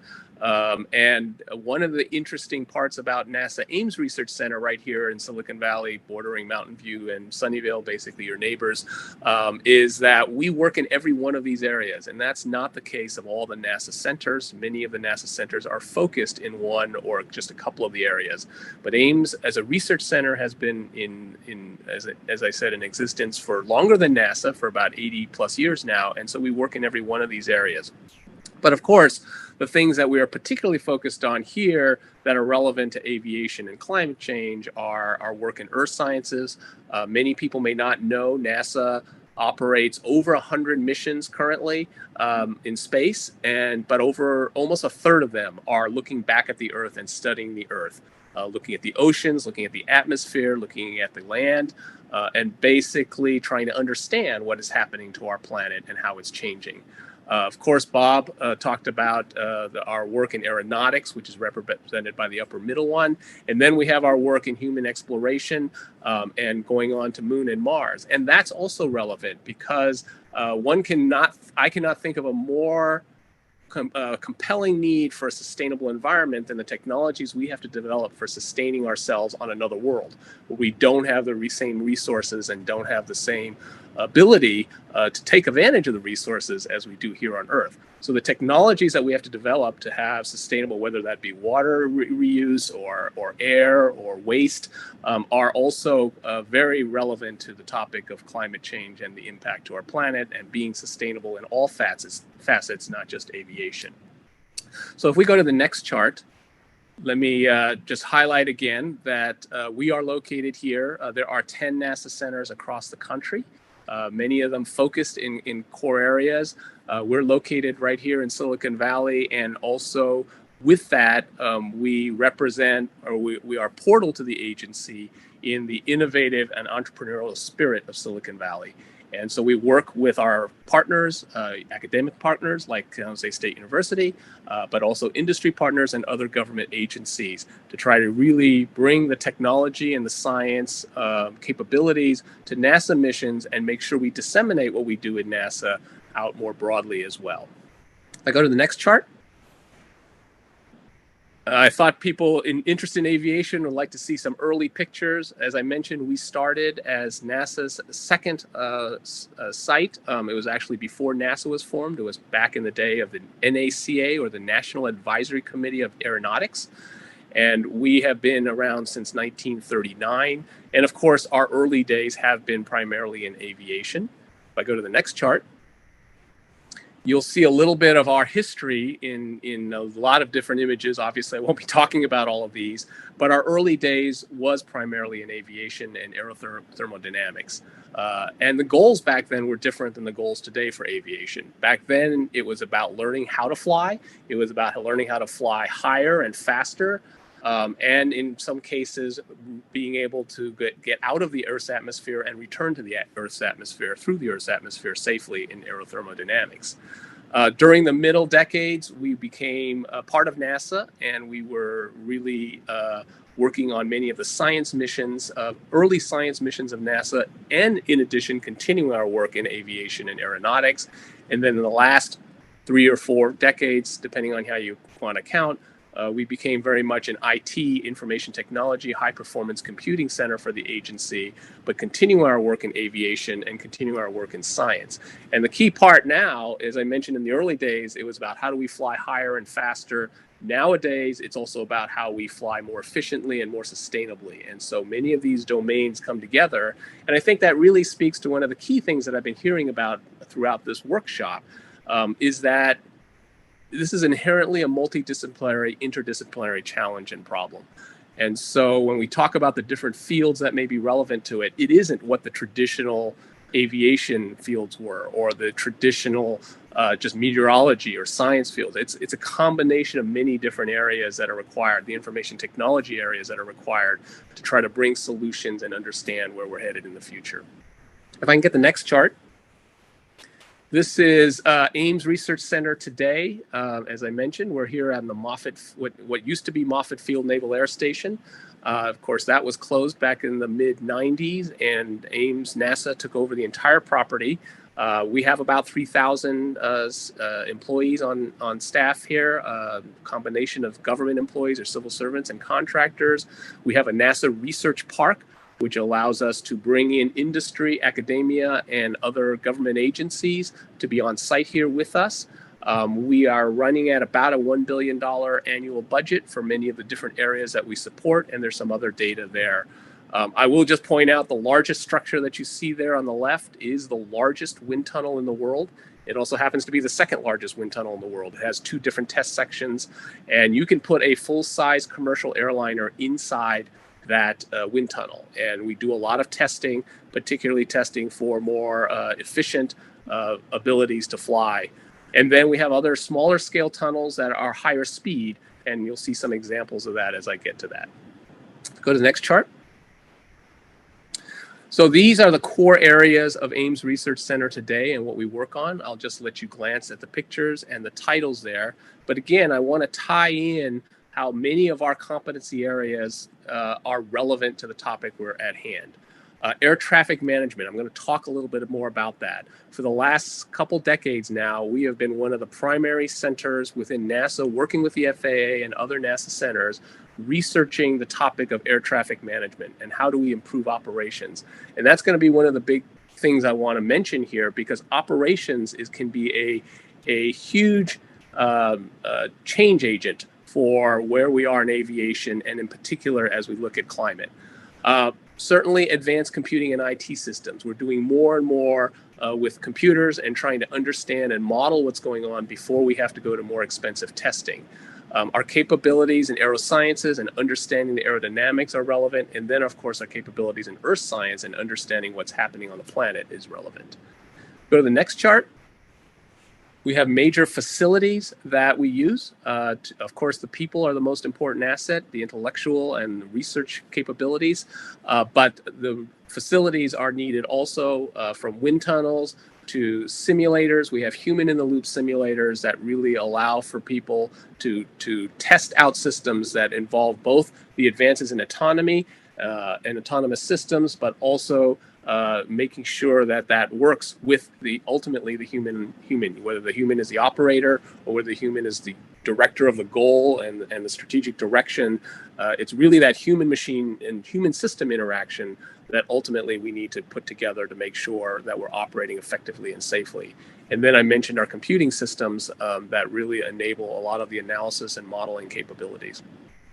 Okay, now I'm going to just finish up with a couple of very quick examples that really tie into the topics we've been talking about. If you go to the next chart, this is an example of the truss-braced wing, transonic truss-braced wing that Bob talked about, that's currently, or has been, in fact, it is today being tested in our unitary tunnel. So this is an example where we're working with others, industry, academia, and other NASA centers to try to see how we improve the efficiency of aircraft. And really ultimately improving the efficiency, making them lighter, more efficient, less fuel burning is going to have a very dramatic impact on how aviation impacts climate change. However, and I say this with some knowledge about how long it takes for changes in configurations and changes in aircraft to be infused into the fleet. Some of the airplanes we're flying are decades old. And airlines need some incentive, or they have to wait until the aircraft are no longer economically efficient or viable to fly to infuse them into the fleet. So the advances we make here are going to take decades to ultimately get into the fleet and make the big changes that we need to make in climate change. So if you go to the next chart, one of the key areas where we can make a huge impact now is in operations, because any operational changes we make could actually have an impact right away. And so we have in the past focused primarily on operations to reduce delays, to increase efficiency, to increase throughput, because one of the big challenges in our airspace system has been delays and congestion at the airports, congestion as you approach or depart an airport, and even some en route issues when it comes to weather. And so one of the key areas is in aviation operations. But now as we focus on operations towards sustainability, if the goal now is to reduce the amount of fuel being burned, to increase the efficiency of the operations itself, to reduce the amount of time engines are running on the surface, on the tarmac, waiting to be allowed to go to the runway and take off, delays, reducing delays in approaches and landing, or optimizing the approach trajectory so that the aircraft burns less fuel. These are the type of things that can have a huge operational impact. The image you see here is actually a very unique facility at our center, which is a 360-degree air traffic control tower simulator that allows, again, for human-in-the-loop simulation with new systems and advisories. The other picture there is at our Dallas-Fort Worth site, where we're working with American Airlines and others in terms of looking at surface operations and improving the predictability and reducing the delays that occur at the airports, at the terminal areas. If you go to the next slide, the final piece I want to mention, we talked about how aviation impacts climate. We've talked about how climate can impact aviation and some of the things we need to do to try to address that. The third vector that has been touched upon, but I want to highlight a little bit more, is also what can aviation do to help understand and respond and mitigate the impacts of climate change. And so this is another area where the interdisciplinary nature of the capabilities we have can come into play. We run the Airborne Earth Science program for NASA. And so together with our aviation and drone capabilities and our earth science capabilities, we use this to better understand what's happening. This gets merged with satellite data, with ground-based measurements, but we really need to take advantage of the fact that we can use airborne observations, whether they be high altitude, long duration aircraft, or drones that could be sent to certain regions to look at something in a very regional or localized area. So let me finish with the final chart, which ties us back to some of the work we're doing with San Jose State right now, and that is what can aviation do to help mitigate wildfires and address wildfires and respond to that. And so we've already been working with the CAL FIRE, Department of Natural Resources for the state of California, as well as the U.S. Forest Service, and our research partners and academics, just like San Jose State, and looking at how we can take advantage of drones for rapid response, for detection, and maybe at some point for mitigation.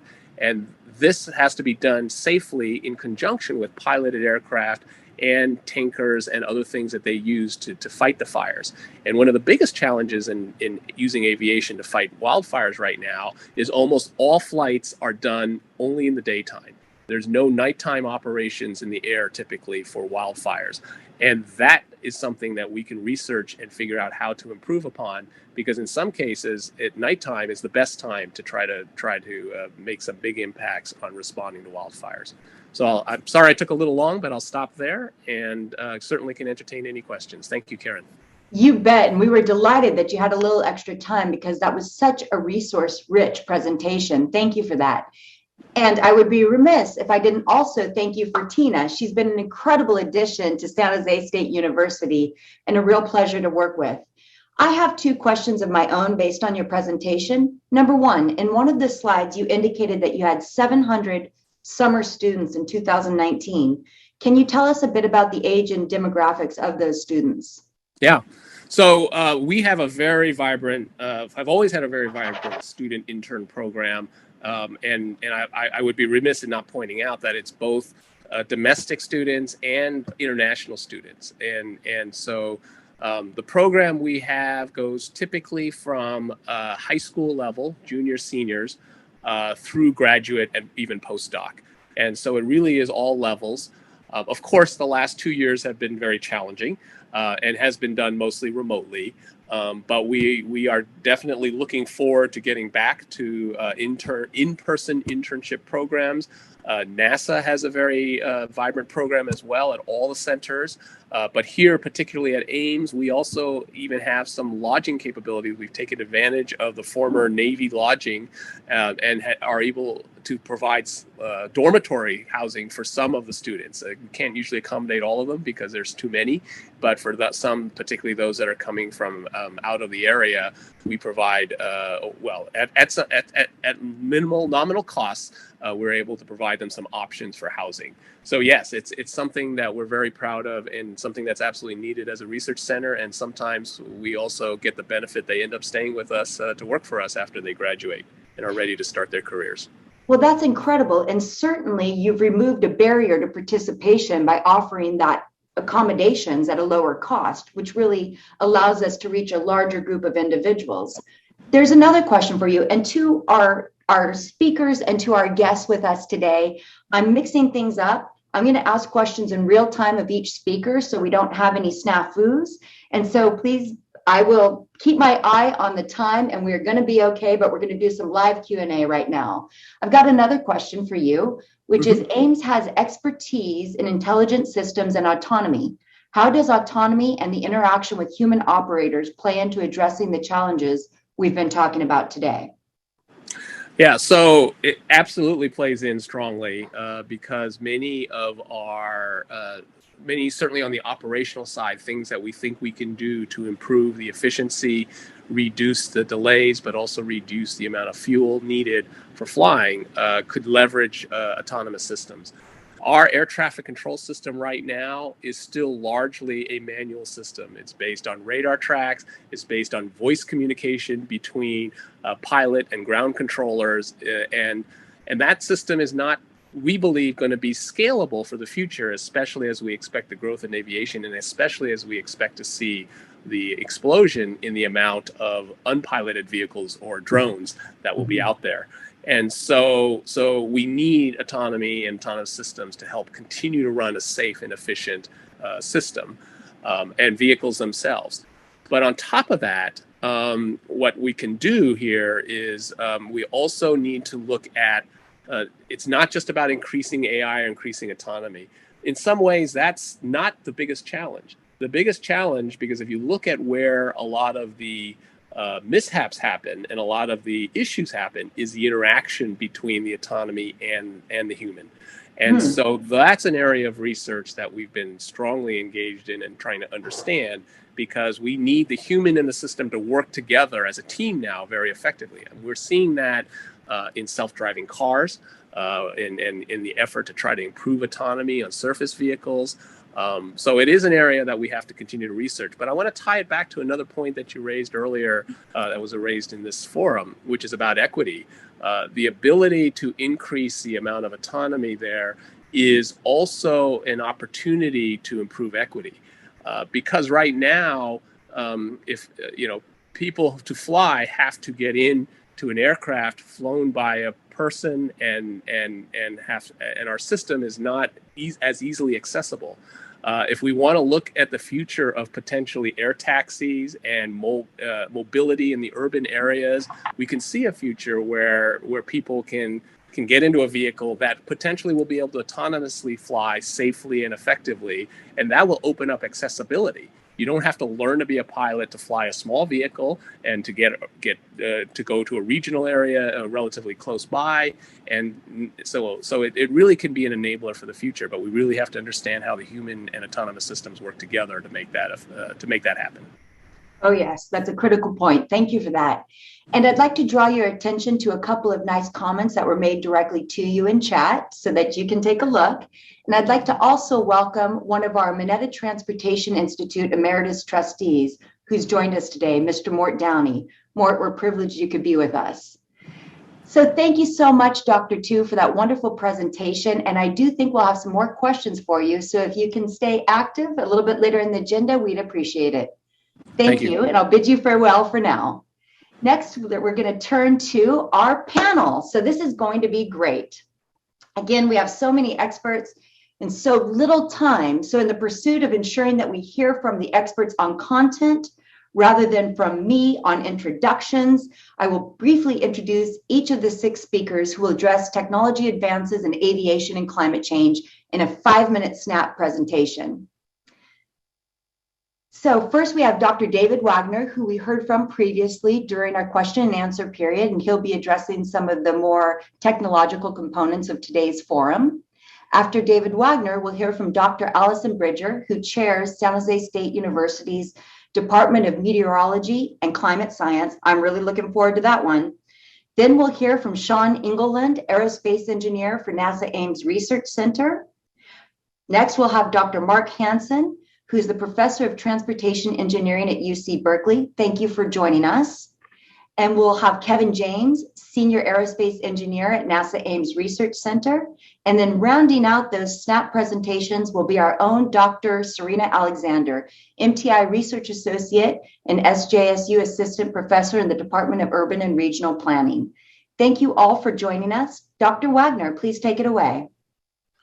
Thank you, Karen. Sure It's thing. also tough to follow up Dr. Tu and my dean as well. And so on our first slide, the next one, please. Just a quick overview of the transportation fuels. If you're curious about what the difference is between jet fuel versus other fuels that we use, here we have diesel, jet, and gasoline. Very brief chemistry. Carbon number is basically just how many carbons are in the average jet fuel molecule, rounded out with a bunch of hydrogen and a little bit of oxygen in there as well. But what you're really looking at when you have a drop-in replacement for a jet fuel is you're looking at kind of that boiling point. And what we see here, looking at boiling point versus carbon number, specifically on the right, the gasoline works into the jet fuel and the jet fuel works into the diesel. So in a distillation column, you can pull off those different fractions from that very large unit. And you have a lot of variability in that too. So if there is a market fluctuation, you can actually make more gasoline or jet fuel. And then, or if you're focusing on diesel, you can shift down to jet fuel as well. So there's a lot less disruption in that refinery sector. And then on the next slide, kind of addresses a couple of the questions that we saw earlier, specifically the feedstocks and what goes into making a sustainable aviation fuel. A lot of acronyms, I apologize. In the yellow box table there, we have HEFA, which is the hydroprocessed esters and fatty acids. The SPK is the synthesized paraffinic kerosene, basically jet fuel. And so with the HEFA, you basically have an oil that you then make into jet fuel. The FT SPK is the Fischer-Tropsch, and this is a process in which you have a production of gas, mostly carbon monoxide and hydrogen, and that is processed to produce your jet fuel. You also have alcohols to jet fuel, the ATJ. And again, this starts with biomass. You have sugars that can produce alcohol through fermentation, and that can then produce jet fuel. And you also have the SIP, which is the synthesized isoparaffins, just another way to go from sugars directly to jet fuel without the alcohol route. So very briefly, in the bottom table there outlined in blue, you can kind of see this as, with each generation, as you move from left to the right, you get higher yield on average, but there's a lot more risk, mostly because the third and fourth generation fuels or feedstocks, there's still a lot of advancements. They do very well in lab scale, but scaling it up to a pilot scale or certainly commercial scale is proving sometimes problematic or just not possible, and it has to be done at a smaller scale. So the first generation feedstocks there, you have edible food crops, and then you move into non-edible biomass resources with the second generation. And this, the first and second, there's a bit of give and take with using food for fuel and then non-food as fuel, mostly through forest residues and a lot of other crops that just have the leftover material, the leftover biomass can be used to make biofuels. The third generation algae is certainly an attractive one because it does not require a lot of the same competition for land, water, and energy that first and second generation do. However, it's not as advanced as the technology as those first and second generation. And then the fourth generation, you have these genetically modified organisms that can produce a lot of or higher yields of oil and gas to produce more jet fuel. But the main issue with that is it has to be done very carefully, because if genetically modified organisms if basically escape the lab, then that can cause quite a few problems in the environment. So it's been done very carefully and with a lot of regulation as well. And then you have non-biological feedstocks, CO2, water, renewable electricity. You can split the water, and this is the power to liquid that was mentioned earlier. And then on the next slide, it shows all of the very long route as to how something becomes a sustainable aviation fuel. So this is kind of the very high level of how to get a fuel approved. So the ASTM method, and ASTM is the American Society for Testing of Materials. It has a 4-tiered system here where you specify the new fuel, you establish the fitness for purpose and all of its properties. You then test those components and operational limits, and then you test in the aircraft, engine, and for its durability.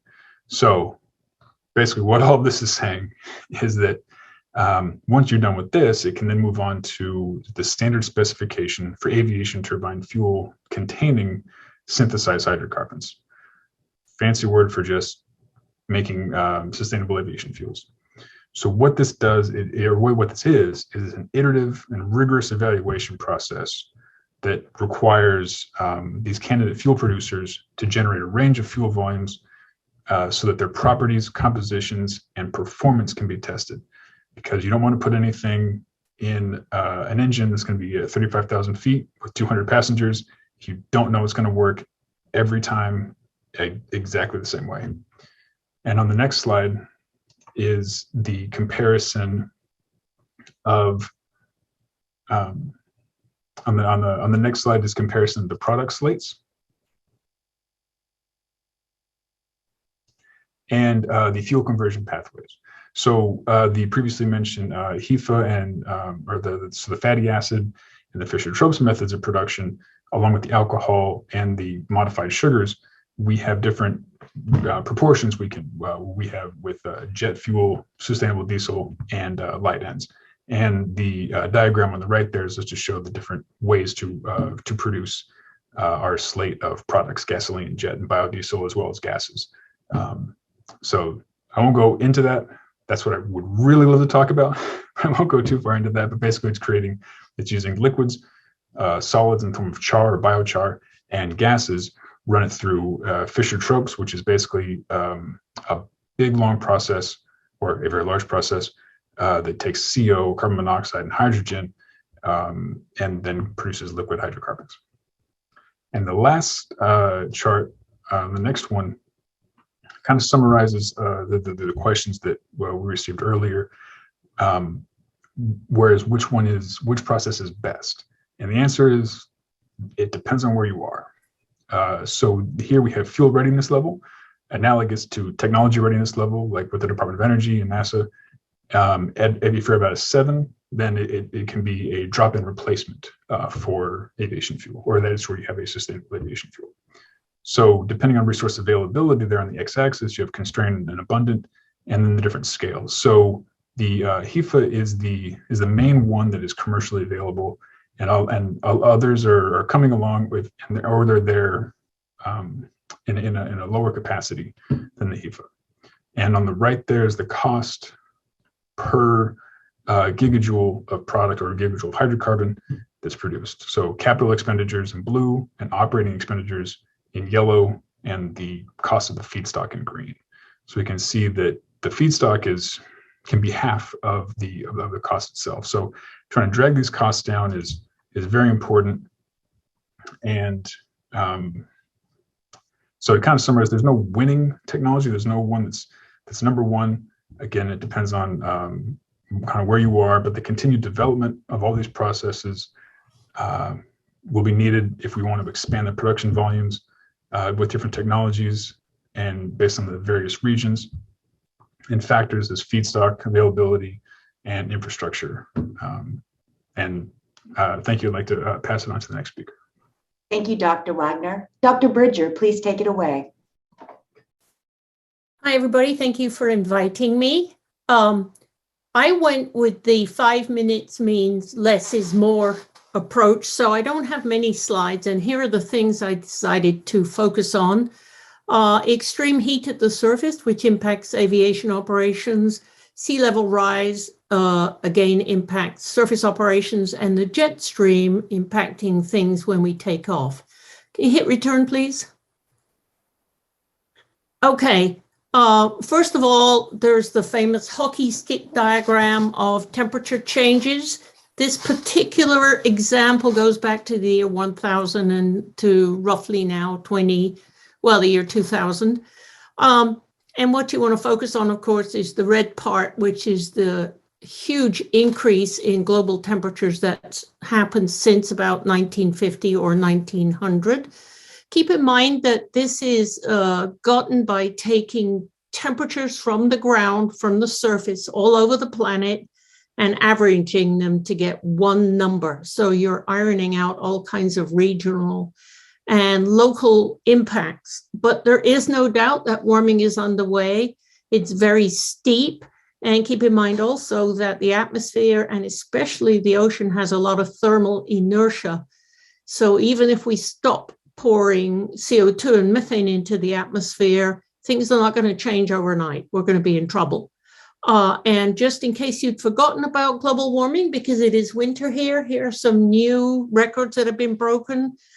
Australia broke their record for surface temperature last week at 123. Argentina has been suffering a heat wave, and they broke a record inland at 120. And then if we go back to last summer, who could forget the famous Portland 116-degree temperature? So records are falling left, right, and center. And the impact on aviation is firstly on just takeoff due to reduced air density. And Phoenix in 2017 had problems with this, with flights having to be canceled. Next slide.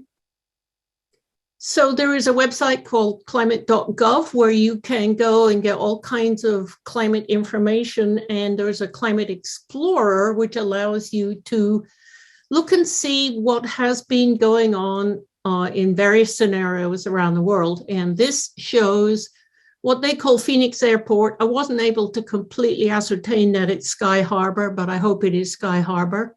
So on the x-axis, you've got time going back to 1935 and right up to the present.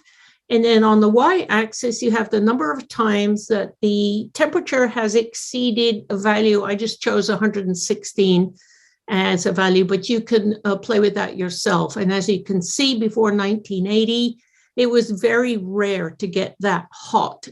It did happen once back in the 1930s, but that was before jet flights, of course. But since then, it's become much more common. There have been a couple of years, the most recent being 2017, where there were 4 days on which it was that hot. And once it's that hot, because of simple relationships like the ideal gas law, we know that the air is thinner, all else being the same. And so thinner air changes takeoff capabilities of aircraft. So you can plan for that. You can do things about that. You could use different equipment. You could stop having takeoffs scheduled for the middle of the afternoon, or you could build a longer runway. But that's going to be a big change to the system. But I just want to remind all of you that this is inexorable. It's going on, and this is one of many things that we're going to have to take care of. Next slide. Next slide is about sea level rise. And when we think of global warming, we think of the atmosphere and especially about temperatures down there at the ground. But the ocean is also warming and expanding. As ocean water warms, it expands. And it can't expand sideways because you run into the land, and it can't expand down. So the only way you can expand is up, which means sea level rises. And Raj Pai mentioned this issue earlier. I looked up the official elevations of some Bay Area airports, SFO at 13 feet, Oakland at 10 feet. So both of those would be threatened relatively soon by sea level rise. San Jose, not so much. So I guess that's one good thing to look forward to. First airport I ever flew into in America was Boston, and you think you're about to crash into the water until you actually touch down. Boston's at 19 feet, Miami at 10 feet, and good old New Orleans at 4 feet. So from an infrastructure perspective, we're looking at losing a number of airports. And if we go to the next slide, these are some observations of measured sea level rise from about 1880 on the left to currently on the right. These are units of millimeters, which are tiny little things. It looks to me like about 250 millimeters in sea level rise in about the last 140 years. That's 25 centimeters, which is this distance on a meter rule. So it's not that much. It turns out to be about 10 inches. So sea level rise is going on. Again, that graph is inexorably going up. It's not going on very fast, which means we've got time to deal with it, but we are going to have to deal with it. You just can't run and hide. And when I think about the Bay Area, I think about how the new basketball arena, the Chase Center, has been built at sea level.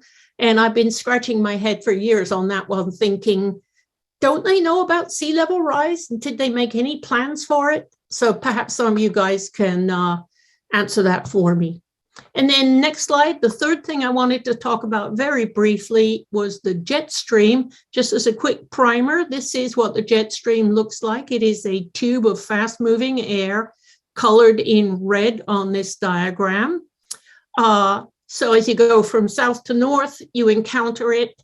As you go from west to east, maybe you try to ride the jet stream, and the strongest winds are up around 10 kilometers or 6 miles or 32,000 feet. And we know perfectly well why the jet stream exists. It's got to do with it being very cold over the Arctic and warm over the equator.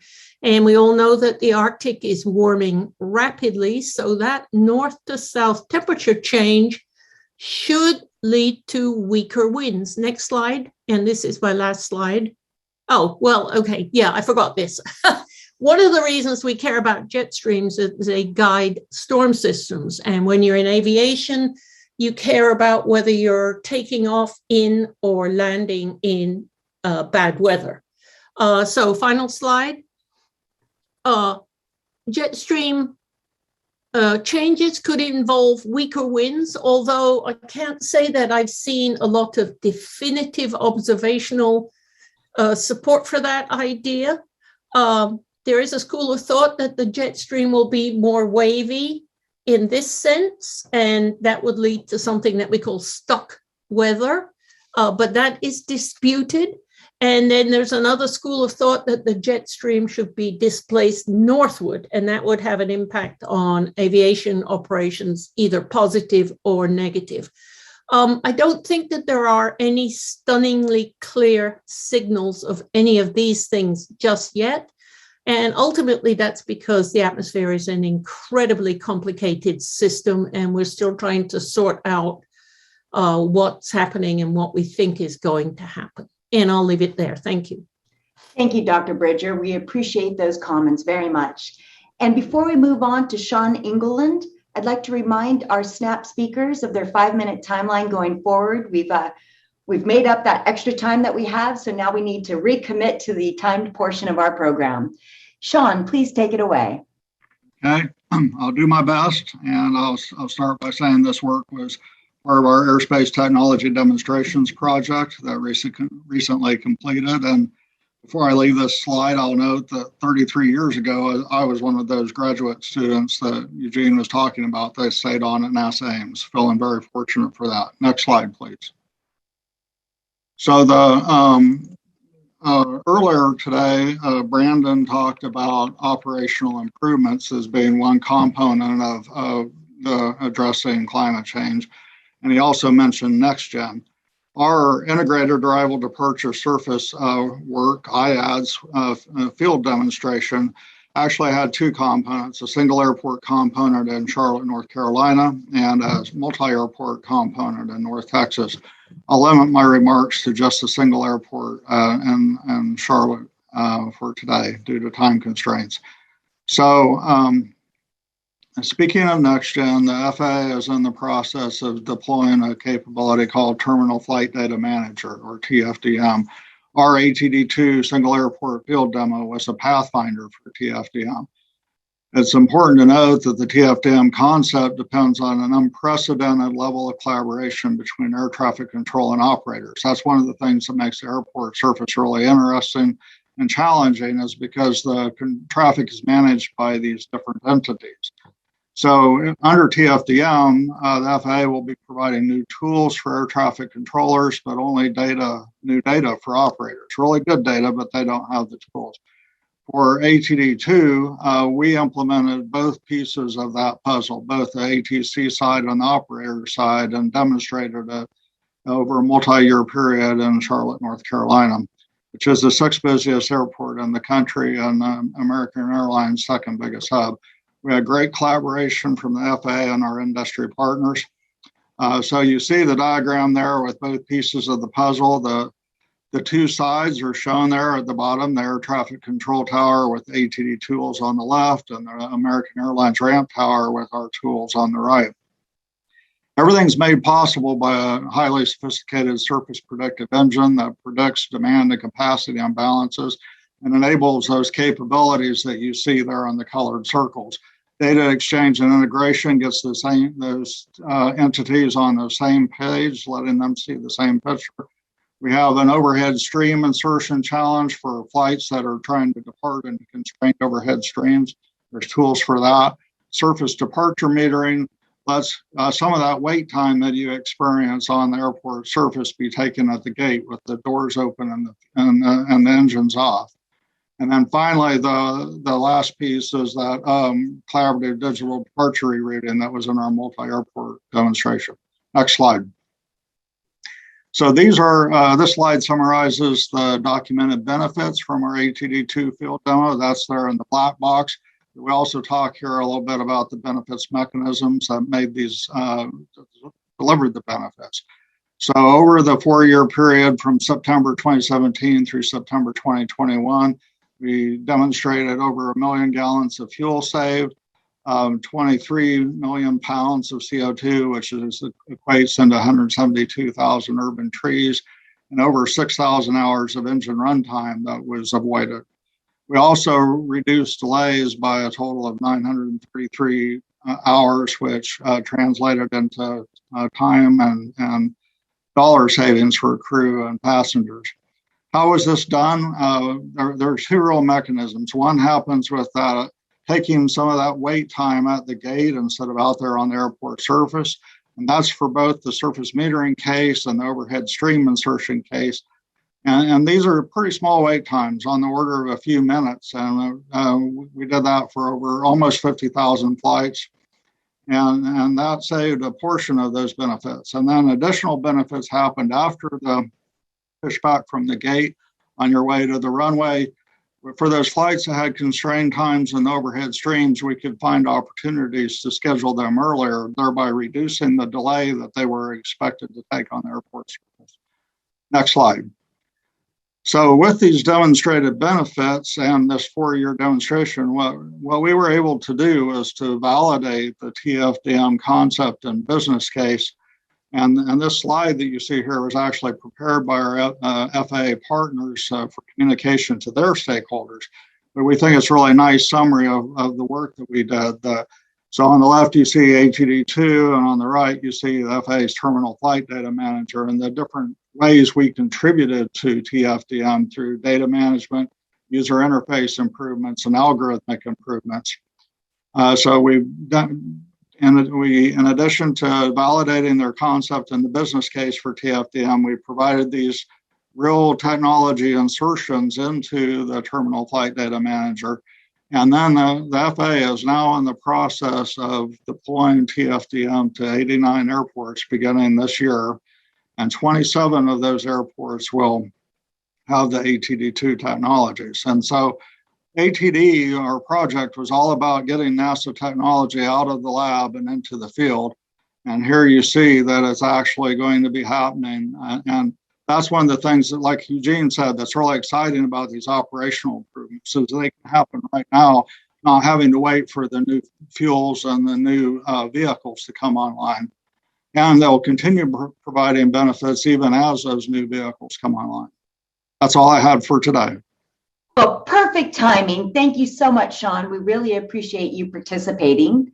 And so good to see you today. Dr. Hansen, could you kindly share your perspective?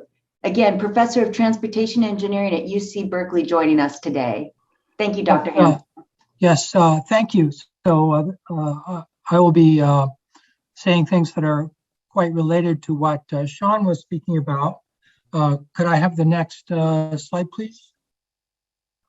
So one of the key issues in air traffic management, and Sean referred to this, is shifting delay around so that it generates less cost, and a big part of that cost is fuel burn.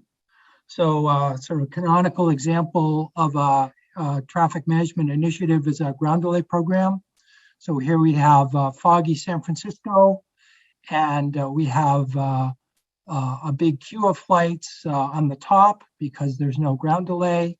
And then there's cheaper and safer ground delay with the GDP. So there are many other forms of traffic management, but that's the basic idea and where it comes into this sustainability puzzle. Next slide, please. So how well has air traffic management done in the mission that I just described? And the pandemic kind of gives us a good natural experiment, if you will, that helps us kind of gauge how well the current air traffic management is working. So air traffic management ideally absorbs delay at the gate, as we just looked at. That would mean that in an ideal air traffic management system, reductions in congestion would affect only gate delay. If we look on the charts on the right, these are kind of the average times for flights in different phases, including gate delay, taxi out time, airborne time, and taxi in time. And the variation on the horizontal axis is related to the pandemic. So it's the amount of basically flight traffic that we're seeing. And the key message is that air traffic management is quite successful in preventing congestion from increasing airborne time. We see that airborne time is much the same in low and high traffic conditions. It does shift delay to the gate, but it also does include some substantial taxi out and taxi in time. So kind of the ideal ATM, it would have only the gate effect, and these other times would be less strongly affected. So that's kind of the major challenges. Next slide, please. One opportunity for improving ground delay programs and other traffic management initiatives is to basically take advantage of the fact that a flight is typically flying faster than its most fuel efficient than the fuel optimal speed. And so instead of taking delay at the gate, we could take delay by slowing flights down so they're flying more fuel efficiently and absorb delay that way. This is some work that we did on that concept. We called them green delay programs as opposed to ground delay. And the chart on the right gives us a feel for the amount of saved fuel that we could get from shifting that delay into the form of slower flights as opposed to taking delay at the gate. Next slide. One other idea that we've played around with and explored is the extent to which predictability in air traffic management affects fuel loading. So the more fuel a flight loads, the more fuel it burns because of the weight that that fuel has. And we looked here at a kind of a scenario that would make airlines freak out, which is imagining that aircraft landed empty instead of with lots of extra fuel. And we see that about 5% of the fuel could be reduced if we could sort of move towards that scenario. And then in the 17 seconds I have left, one more slide, please. So a couple of other ideas, slot efficiency versus carbon efficiency. So the FAA is much more focused on using its capacity efficiently, and there's a trade-off there with using fuel efficiently. And then some ideas about using air traffic management to incentivize decarbonization, such as cleanest goes first, or special procedures to increase effective range of all electric aircraft. That's all the time I have. Thank you. And thank you so much. We really appreciate you also keeping your eye on that clock with your 17-second notice. Next, hear from Kevin James, Senior Aerospace Engineer at NASA Ames Research Center. Kevin, please share with us your comments. Cool, thank you. So we've all seen the problem. Airplanes at this point, aircraft aviation, commercial aviation, is giving you about 2.8% of total greenhouse gas. And due to its unique injection places and the mix of the chemicals, it's about 3.5%. I thought about trying to, in the 5 minutes that I had, teach several master's level classes on aircraft design, and decided that I didn't have enough time. So I'm going to just touch the highlights. If people have questions, they're always welcome to contact me. We know that aircraft emissions have doubled since 2000. We know that they're expected to triple by 2050. We also know that the new initiatives that have been outlined are not going to make carbon neutral by 2050. And next slide. So I like my job. I'd like to keep my job. So these are simply my personal opinions. They are not founded. They are founded on my day-to-day data, but they're not actually related in any way, shape, or form to official NASA policies or the US government. And since you wanted me to talk about commercial airplanes, none of the diagrams, drawings, figures, or charts are taken from any classified, restricted, or industry partner or company proprietary sources. That's important. Next slide. So what's the problem? Well, the problem is that it doesn't matter how many lines of code you write, it doesn't matter how clever you are, you still have to fight with Mother Nature, and she's going to make you stay within the bounds of physics. So here's a few quotes from some auspicious and not so auspicious people that sometimes this looks really like it's going to be impossible, right? So flyby machines heavier than air is impractical and insignificant, if not utterly impossible. Simon was a mathematician, an astronomer, and obviously didn't see any point in heavier than air flight. And then we have one from Wilbur Wright, not within 1,000 years will man ever fly. And that was after a particularly bad series of tests done by the Wright brothers. And you will remember that they managed to accomplish that about 2 years later. So it's never hopeless. There's always a way out. And brutal honesty isn't always fun, but you can't solve the problems without it. That's of course for me. And next slide. That's probably why I don't get invited to a lot of parties. So we need to understand just some really basic things. And one is that the power required on an aircraft is a function of the velocity that it's going to travel cubed. And we've seen a lot of data, and there's some variation in the data depending on where people take the sources from. On this chart, lower is better. So on the left-hand side, it's actually in liters per seat per 100 kilometers, which probably doesn't make sense to most of us. Most of us actually, even at NASA, still work in the imperial system. So I converted this, and 3.5 is about 67 miles per gallon per seat. And 2.5 is about 94 miles per gallon per seat, so lower I go. So you can see that as we move from the 80s into the 2000s, there is a trend. It's not a great trend. I'm an airplane guy, but I love cars. I like planes, love cars. So just to put this whole thing kind of into perspective, I put two cars on the chart where they belong. One is the brand new Corvette, and it runs at about 60 miles per gallon per seat. And the other is the Toyota Prius, the late model of it, and it runs about 200 miles per gallon per seat. Not that you want to cram 4 people into a Prius, and not that you could take a Prius and fly at Mach 0.82 across the oceans. And that's the thing that you got to kind of remember in all this, is that almost all the aircraft that you see on this chart fly somewhere between Mach 0.78 and Mach 0.82. And there's a lot of aircraft design reasons why, beyond just the V cubed term. But if you would let me slow down to say Mach 0.6, I could actually probably cut your fuel burn in half. It's not a trivial problem, but it's doable. And there's a reason that we actually use liquid fuels on airplanes. It's because we burn them. And so an aircraft like a 777 or an 87 that's coming out of Oakland and going into, say, Rome or Beijing or Singapore, that aircraft leaves the ground at close to 1 million pounds, and it lands on the ground at about 700,000 pounds. It loses almost 300 pounds of weight, and that makes a huge difference. Next slide.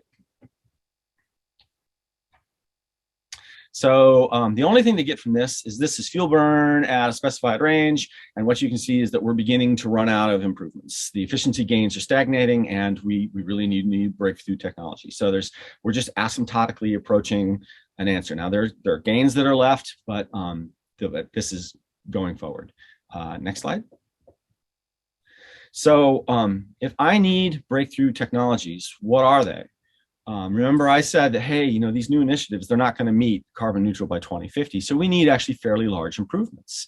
So it is not important that you understand any of the technologies here. What I really want you to look at is what the percentage of improvement in fuel burn is in the technologies. So everything above that dotted line is a specific technology. So, and what you see is that these individual technologies, and I can't add them all together because there's reasons that some don't play nicely with others, but they range from about 1 to 15%, and that's not great, right? If I go below the line, I'm looking at fundamental changes to how we design the airplane. These are plan form changes. These are really big deals. And what you see is that there's somewhere between 25 and 60%. And to touch base with future commercial aircraft, on the left, you see a transonic truss brace wing that you've seen several times. And on the right, you see a hybrid blended wing body aircraft. The hybrid wing body aircraft is considerably more efficient than a transonic truss brace wing, but those are two viable options. And a lot of people are going to stand up and say, well, yes, but I could fly 100% fully electric aircraft. You can, but it only makes sense for a variety of reasons. One is that a fully electric aircraft is less efficient. It will require more energy than a hydrocarbon fueled airplane. Primarily because the batteries land just as heavy as when you take off. And so the whole aircraft has to scale up. And the other part is that the electricity that goes into the batteries comes from somewhere, right? And so it only works if it comes from a powered renewable source. And if you're robbing that source from, say, what's going to run factories or houses, then you're still not playing the game fair. So that's got to be kept in mind. Next slide, and I'm almost done. A minute, Kevin. Thank you.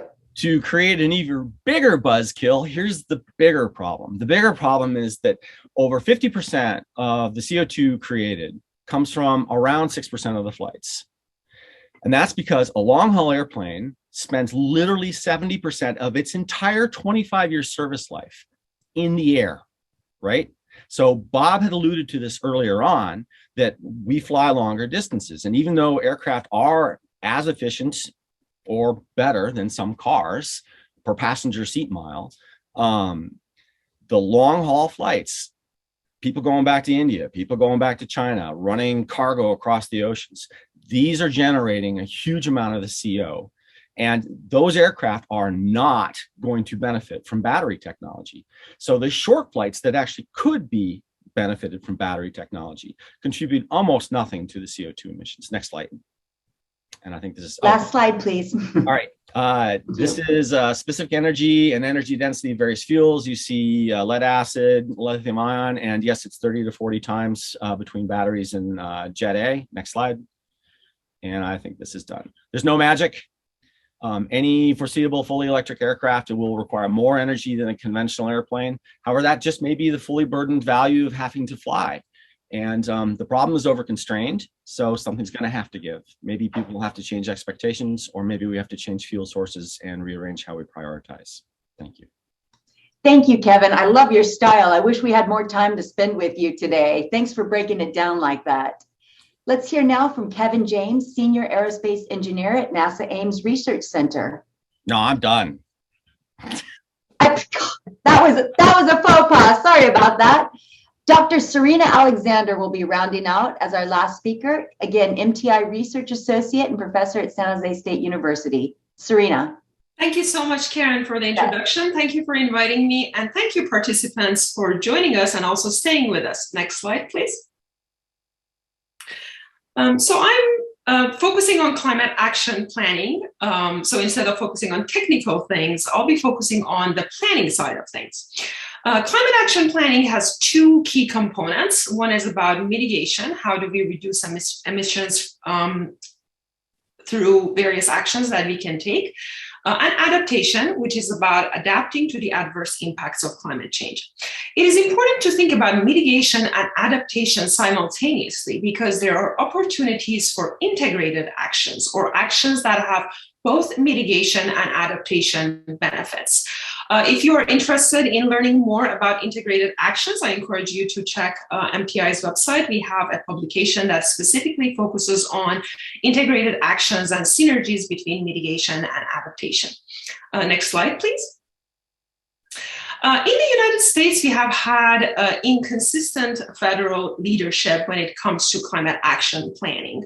However, in November 2021, the Federal Aviation Administration published the first United States Aviation Climate Action Plan, which basically describes a whole of a government approach to put the sector on a path toward achieving net zero emissions by 2050. The plan, of course, involves several strategies, such as developing new and more efficient aircraft or production and use of sustainable aviation fuels, and even things like focusing on research related to climate science. In addition to that, this plan also includes specific measures for airports. For example, there is the Zero Emission Vehicle Program that provides grants for airports to replace or convert on-road vehicles for zero emission vehicles. There is also an energy efficiency program and a sustainability program that offers funding for the development of sustainability plans and standalone climate action plans. Next slide, please. So if you look at how this plan has been structured, you will see that there are different strategies and they are taking a backcasting approach. What that means is that they are prioritizing the goal, which is net zero emissions by 2050, and develop policy wedges, or what are the things we can do to reach that goal. So as you can see here, the sustainable aviation fuels are the biggest contributor to help us to move towards the goal. But at the same time, there are other strategies that we should take to reach the goal.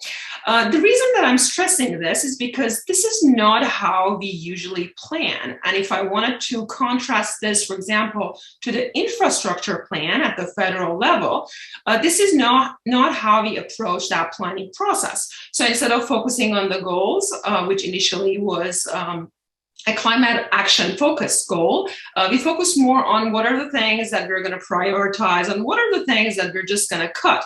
And what happened through that process was that electrifying transportation was one of the worst in terms of getting cut. So this approach, of course, is a best practice. And I wanted to stress that this climate action plan focuses on the goal as opposed to, either preserving the status quo or what are the things we're going to cut and what are the things that we're going to prioritize. Next slide, please. So to combat climate change, action should be taken at every level. Climate change is a global issue. Action should be taken at global, federal, and all the way to local and individual levels. So even the individual airports can do things to reduce emissions. When I was in Oslo Airport, I found that Oslo is home to the world's greenest terminal because they have been so innovative and combined innovative design strategies with energy efficient strategies, as well as on-site energy harvesting systems. So for example, the airport has a reservoir of snow gathered during the winter to cool the building throughout the summer. They have used environmentally friendly materials that has been significant in terms of reducing emissions. And overall, they have been able to reduce energy use by 50% compared to the existing terminal. In addition to that, they also have an updated train station, which is located at the heart of the airport, that enables 70% of all passengers to access the airport by public transport. So this was one of the questions that one of the audience asked before. So it is very important to think about this problem holistically. And not only think about airports and aviation, but also think about how people get to the airport, and are there things we can do to basically reduce emissions from this part of the entire travel process. Thank you. Next slide. As I mentioned earlier, in addition to focusing on mitigation, we also have to focus on adaptation. So here you can see the $2021 billion weather and climate disasters. These climate impacts, unfortunately, are expected to exacerbate over time. In various parts of the country, we are at risk of various kinds of climate impacts. In California, we are specifically at risk of wildfires and also sea level rise and flooding, of course. So sea level rise, for example, can put airports at risk. So there's elevated flood risk, there's seawater damage and inundation of airport infrastructure. There is risk of permanent inundation in some parts of the country. And finally, there's the risk of inundation of ground transportation links. Next slide, please. So what are the things that we can do to address all these problems, both related to mitigation and adaptation? Of course, we have to focus on the goals and prioritize the goals and plan from there to reach the goals. In terms of climate adaptation planning, it is important to initiate the adaptation planning process by establishing a stakeholder advisory committee, setting climate resilience goal, and developing tools to engage the community meaningfully into this process. It is also important to develop a plan that specifically looks at critical assets and operations and identifies the asset and operational vulnerabilities that we are facing, and develop and prioritize strategies that will help us address those impacts. And finally, we have to put together an implementation, monitoring, and evaluation plan or process that will focus on gathering new data. And as new data, new models, new technologies, and tools become available, these can be integrated into the new version of the plan. It is important also to update the climate risks and vulnerabilities, because these also change over time. And if we have a monitoring plan that helps us look at the plan and make necessary adjustments, we will be better off in terms of being climate resilience. That's all for today. Thank you so much. Well, thank you for joining us, Serena. I very much enjoyed your presentation, and I want to thank again all of our SNAP speakers today for their content-rich and rapid presentations. We're turning now to the last segment of today's forum, and it's my pleasure to introduce Shivangi Sharma, who will be leading our public-private partnerships panel. A warm welcome to everybody. She is the National Campaign Deputy Leader at NASA Ames Research Center. Thank you, Karen. Shivangi, thank you so much. Thank you. So thanks for having me here today. What I'll be speaking to you all about is a little bit about the Advanced Air Mobility National Campaign. And I'll talk about it at a high level, especially since it was brought up at the beginning of the discussion this morning, the beginning of the forum. But predominantly, I'll be focusing on partnerships and how not only do some of the research projects that you heard from earlier today engage in partnerships, but how we approach partnerships as a strategy as a whole for the agency. So if you go to the next slide, please.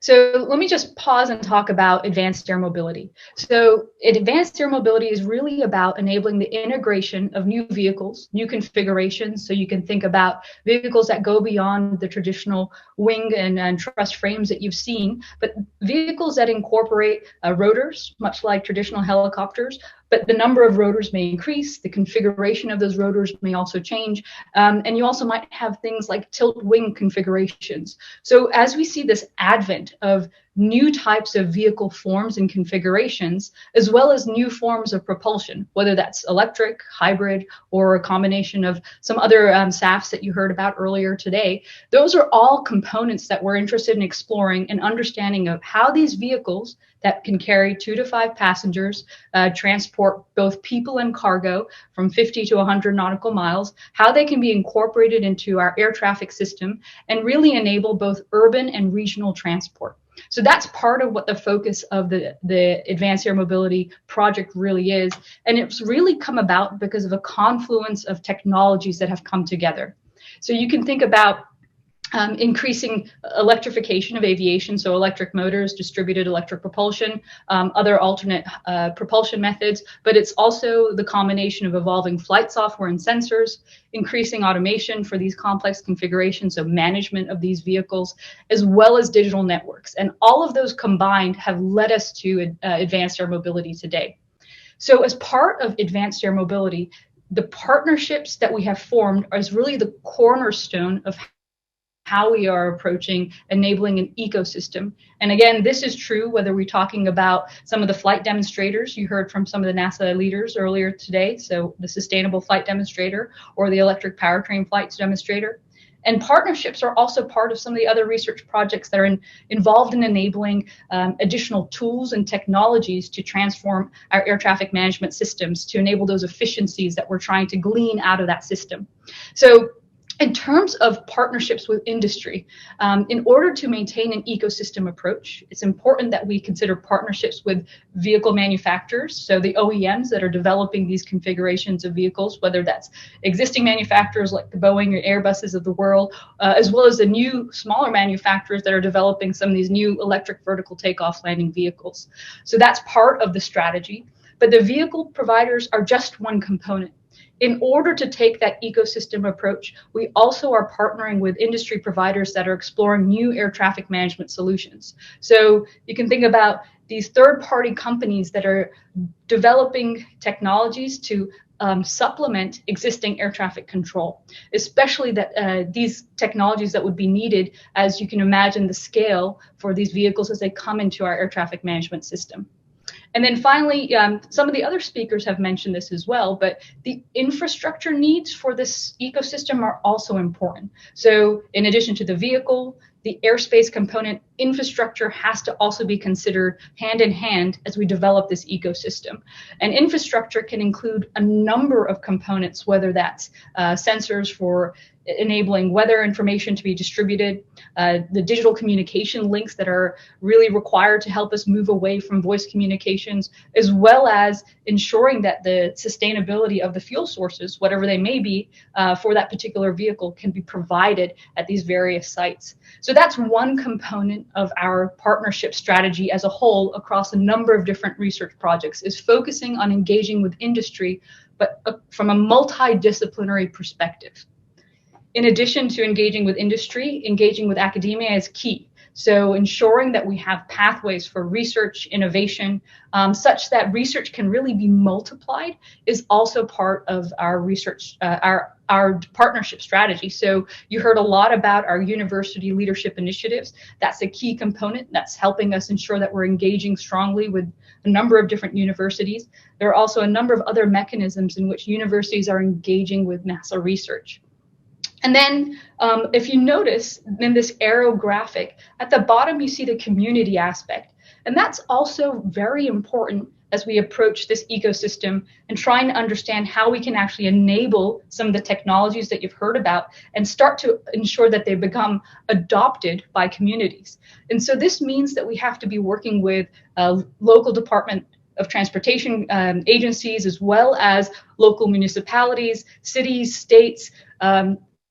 Working with the government at various levels is actually really important to ensure the adoption of some of these technologies. And that's where you see this bottom portion of our ecosystem approach. And that really helps ensure the NASA research, that is the thread that ties all of these different partnerships together, can help inform our various capabilities that you heard about, as well as help actually make the changes that we all would like to see in terms of enabling sustainability for the aviation system as a whole. So that's part of the partnership strategy, is ensuring that all of these pieces are coming together to really enable the research to be evolving as well as adopted.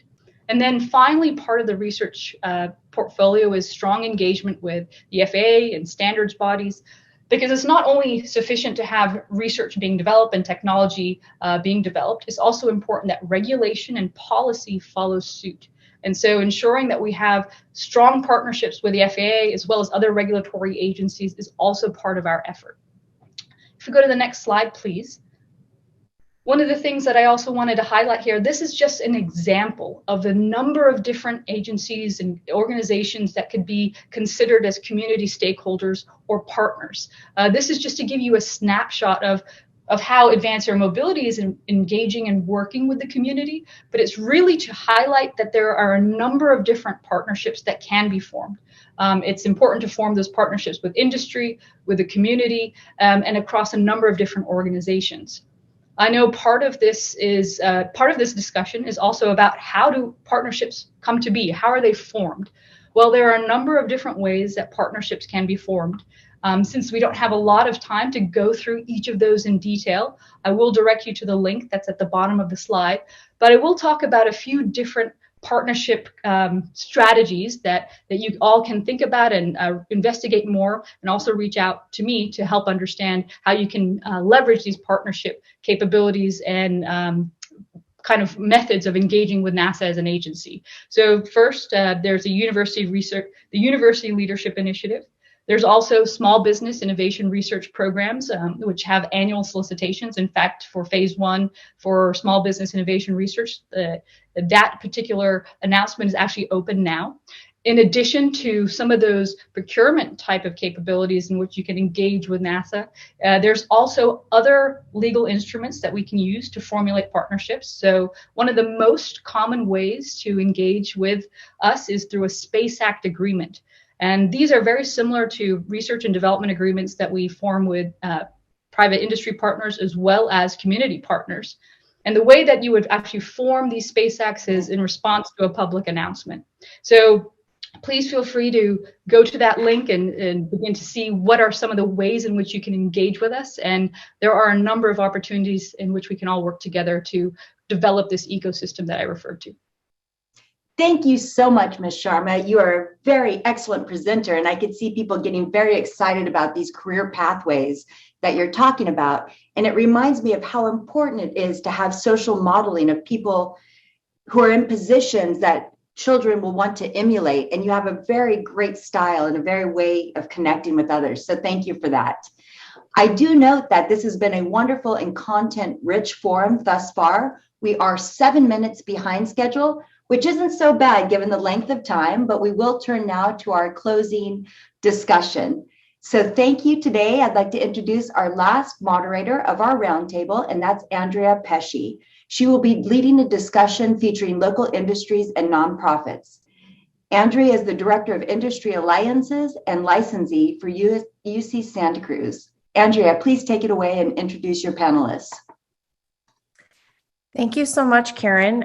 This has been a great full day of incredible speakers and interesting and exciting things happening.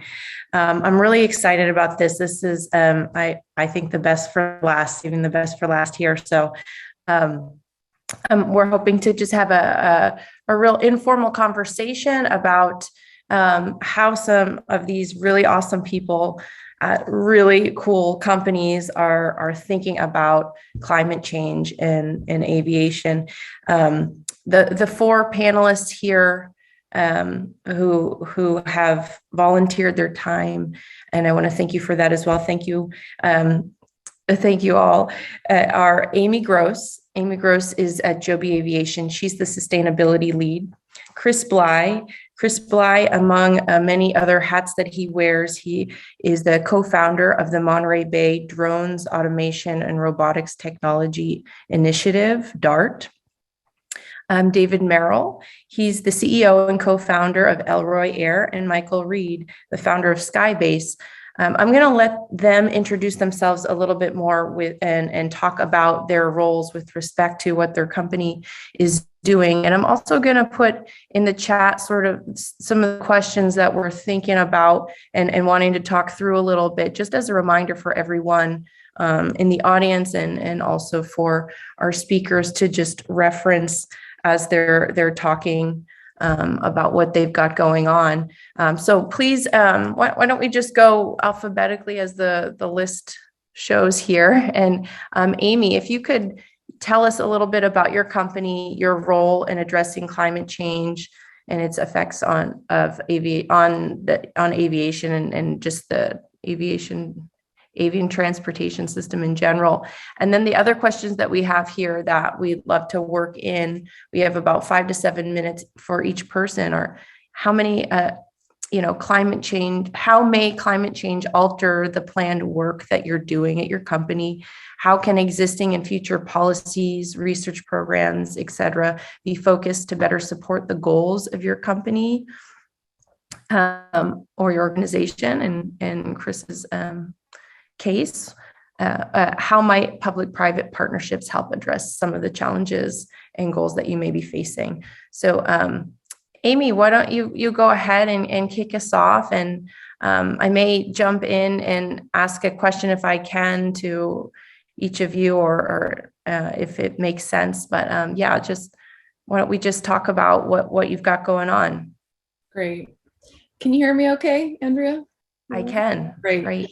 Thank you so much, Andrea. I'm really excited to be here. This has been a fantastic day. So many amazing people and innovators. It's just been really fantastic. As Andrea said, I'm Amy Gross, and I'm the sustainability lead at Joby Aviation. Been there a little over 4 years now. Joby is a transportation company. We're a purpose-driven transportation company, and we are really focused on transforming our transportation systems away from fossil fuel and ones that promote sustainability and renewable energy. And so for more than a decade, Joby's been designing and building an all-electric vertical takeoff and landing aircraft. There's a picture behind me. That's a picture taken not too long ago at our Marina facility. We are a California-based company. We're right here on the Central Coast. We started in the Santa Cruz Mountains by Joben Bevert. He's our CEO and creator of all of this. Our aircraft is designed to, obviously it's electric, and it has 0 operating emissions. And the business model for Joby is basically an on-demand aerial ride-sharing service. So picture Uber for the skies. Our goal is to save 1 billion people an hour a day and do that sustainably. The planes won't be for sale. We're going to operate this taxi service. And the idea is, once we scale, this is going to be something that is on par with like an Uber X. So more, so that it's not a barrier, so that cost isn't a barrier to use. One of the things that we were talking about today in terms of equity and diversity and the social justice, the social piece of sustainability, and happens, some of it is around location and the idea that, you want to work in a city where maybe you can make more money, but you may have to live far away from that city in order to have a home that is comfortable for you and your family. And so the idea of being able to take a Joby flight into the city instead of driving 2 hours commuting would be an incredible life change. And so we also like to think about this as is actually benefiting people's lives, making it more accessible to get around and spend time with family and friends. So there is this interconnectedness, between the environmental responsibility and the social responsibility. And so that's always in the forefront of our minds. Someone asked earlier today, about when. We are going through our certification process right now with the FAA, and our plans currently are to launch our service in 2024. As the sustainability lead, I'm responsible for all things environmental, whether it's environmental permitting, supply chain, waste reduction. Again, the first question that we have to ask ourselves is, what is our own environmental impact? Our whole mission is around, creating something that can combat climate change, right? A sustainable form of transportation, but we also have to look at every part of our company. So we are building out our sustainability programs in order to be net manufacturing waste to landfill, or we are sourcing right now, all of our all of our facilities in California by the end of this year will be sourced only on renewable energies. We're really taking a look at our manufacturing processes. We partnered with Toyota, and they're amazing when it comes to lean manufacturing. And so we're looking at all of the materials we're using and looking at the whole enterprise really through a lens of sustainability. So that's where Joby's at right now. We have a manufacturing facilities, a small manufacturing facility compound type place in Marina, California at the airport. We have rented a couple of hangars, and then we have one big aviation tent for prototypes. And then we have a location in San Carlos, which is where we do our powertrain and our batteries. And then our headquarters is in Santa Cruz. And we have a site now in DC and Germany. So we're really building out a program that can reach eventually global, right? Climate change is a global problem. And at the same time, there's a lot of regional issues that you don't want to lose sight of, right? So, in California, we think about water and drought and fires. And so it's important for us to stay connected to the global mission of reducing our CO2 emissions and our global warming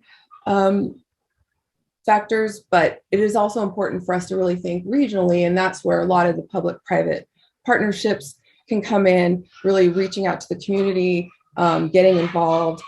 And I do want to say one last thing, and I'll wrap it up. Thank you so much for having me here. Joby's going to need manufacturing workers, and so part of our mission is to build out a program where we have people of all skill levels, right? So people that can do machining, painting, facility care. There's a lot of different jobs that are coming around, and it's important to us that where we work and have our facilities, people can also work there. And the last piece is we have started building a flight academy. We talked a lot about the transportation industry not having a shortage. Well, there's a huge shortage of pilots, and it's getting bigger and bigger. And so we have just launched for employees and their families our first pilot ground school training. It's virtual right now, and eventually we'll build out the college for the public. And it's something that I know will require partnerships, because we don't want cost to be a barrier. And we are targeting people that are graduating high school, right? So you don't have to have any prior education to be in the ground school. It's just oftentimes it's not accessible to everyone because it's typically really expensive. So there's a critical need for the public-private partnership to develop there. And I'm really excited to think about all of that. So I hope I covered what I needed to cover, Andrea. Thank you so much for being here. And I just want to say one more thing. I am with Kevin. There's hope. And I truly do believe that there's possibility at Joby. One of our values is reinventing possible. With all the innovation, there is hope, and we can do something about it. So thank you so much for having me here. Thank you so much, Amy. Yeah, and I know know about how you feel about partnerships and the value of them for sure. I changed my background to Monterey Bay DART to kind of highlight that. And Amy and I got to know each other as board members of the DART board, actually. And Joby is committed to partnering and thinking about ways to make what they're doing better, and with respect to the climate, but and involving the community in that process in several different ways. So I think sort of the DART theme, I can sort of transition over to Chris. Chris Bly. Chris, if you could tell us a little bit more about DART, and you have so much else to talk about as well. If you could take it away, that'd be great. Yeah, thanks a lot, Andrea. I appreciate that introduction. And I'm also on the Monterey Bay DART board. Kind of funny play on words there. But hello, everyone. My name is Chris Bly, and I've really enjoyed today's topics and presentations greatly. Right up my alley. I'm a UC Santa Cruz graduate in biology, and have been involved in various entrepreneurial companies since the late 1980s. And got involved with my own business startup in early 2000s. With a couple of exits and additional startups, I've continued on this path until now. I'm currently involved in drone resale to many research institutes and operating companies for a variety of different applications. In addition, we operate an incubator in 2 locations, one here that I'm at currently in La Selva Beach, California, right on the cliffs, and also at the UC Best Center, which is Monterey Bay Education, Science, and Technology Center that UC Santa Cruz operates, and that's in Marina and within stone's throw of what's going on with Joby Aviation. And both of these locations have manned aircraft operations. Here in La Selva Beach, we have a grass 2,200-foot grass landing field that we manage. Lower key than obviously a operating airport like they have at Marina with a solid cement runway and all that. But still 2 excellent locations for doing aviation pursuits. And as Andrea mentioned, Monterey Bay DART is a not-for-profit that is focused on economic development on the Central Coast region and bringing together industry, universities, and government for kind of this interesting mashup of things, which I think we really need to do more of.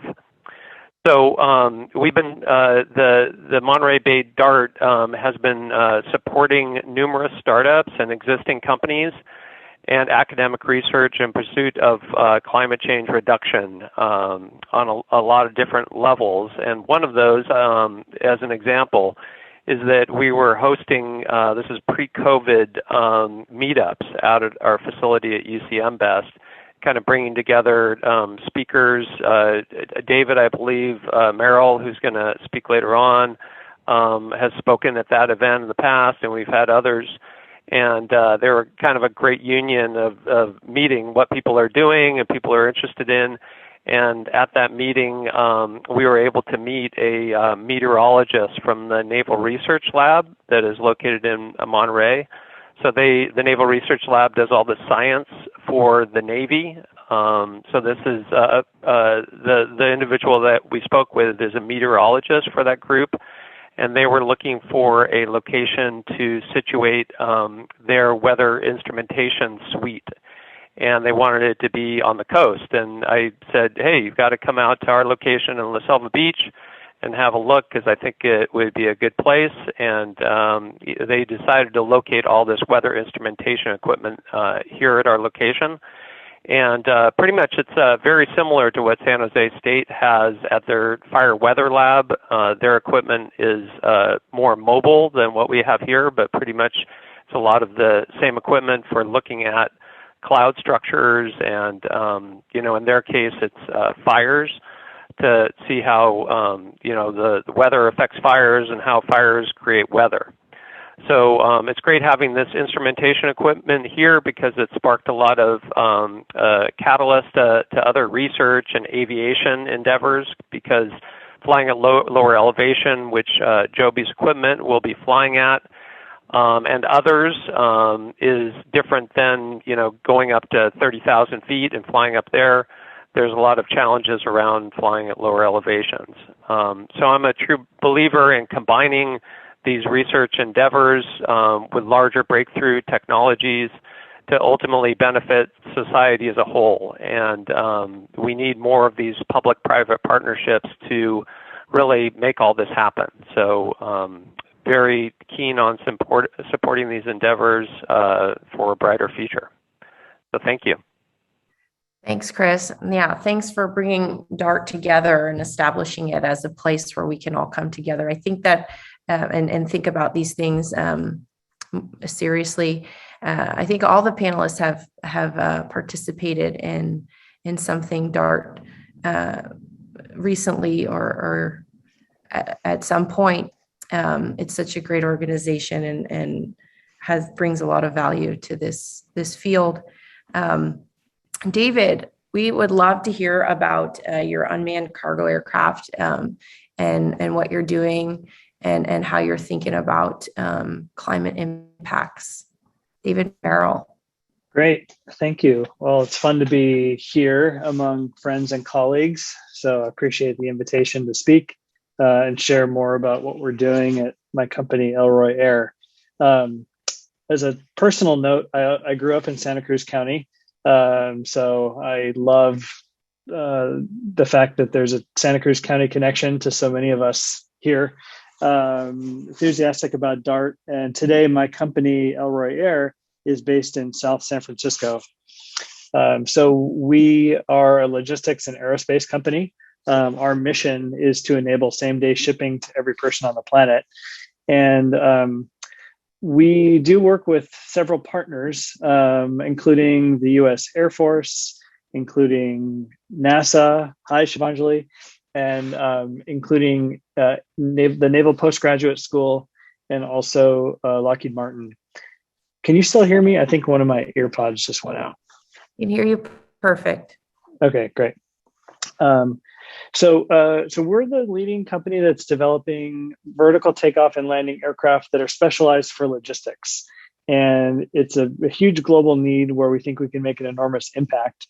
And our belief is that by changing logistics, we can really change the world in profound ways, because logistics is really the lifeblood of civilization, and flows of consumer goods, medical supplies, food, machine parts, all critical to modern life and industry.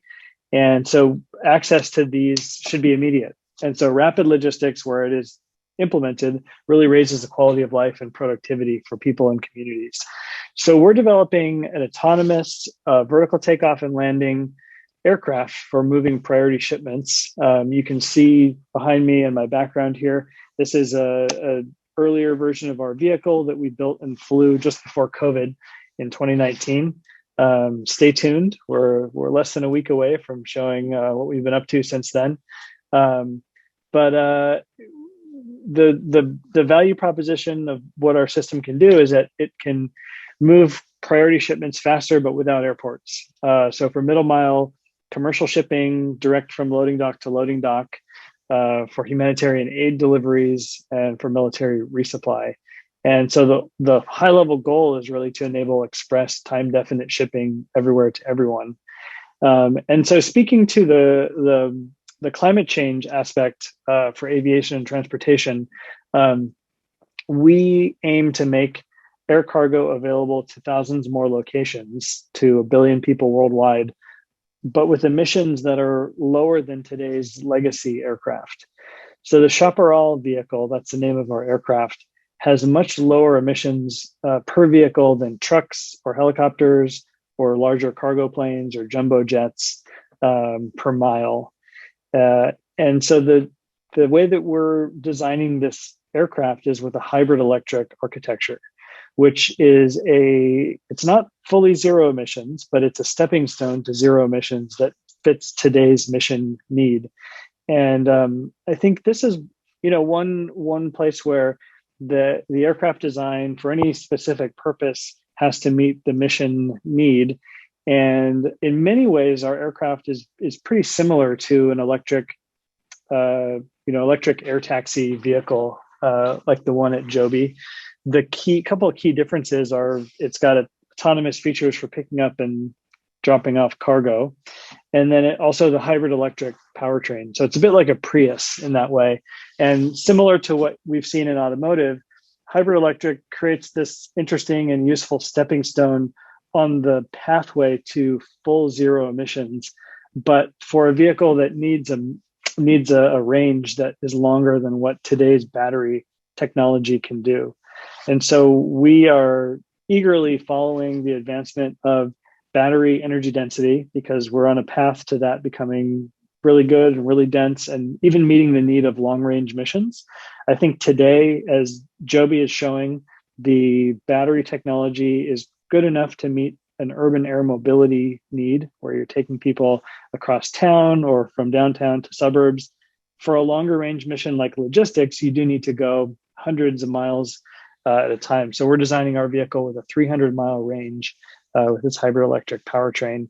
But as a series hybrid vehicle, you could think of the Chaparral as future-proofed to that final step in the future to zero emissions. And there's some other companies in the space that are working on aircraft that are hybrid electric as well. So companies like Electra, Aero, and Ampere are also working on hybrid electric aerospace.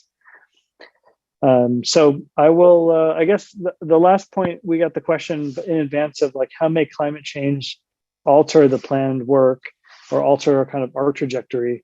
The first piece is, designing an aircraft that's already lower emission than legacy aircraft today.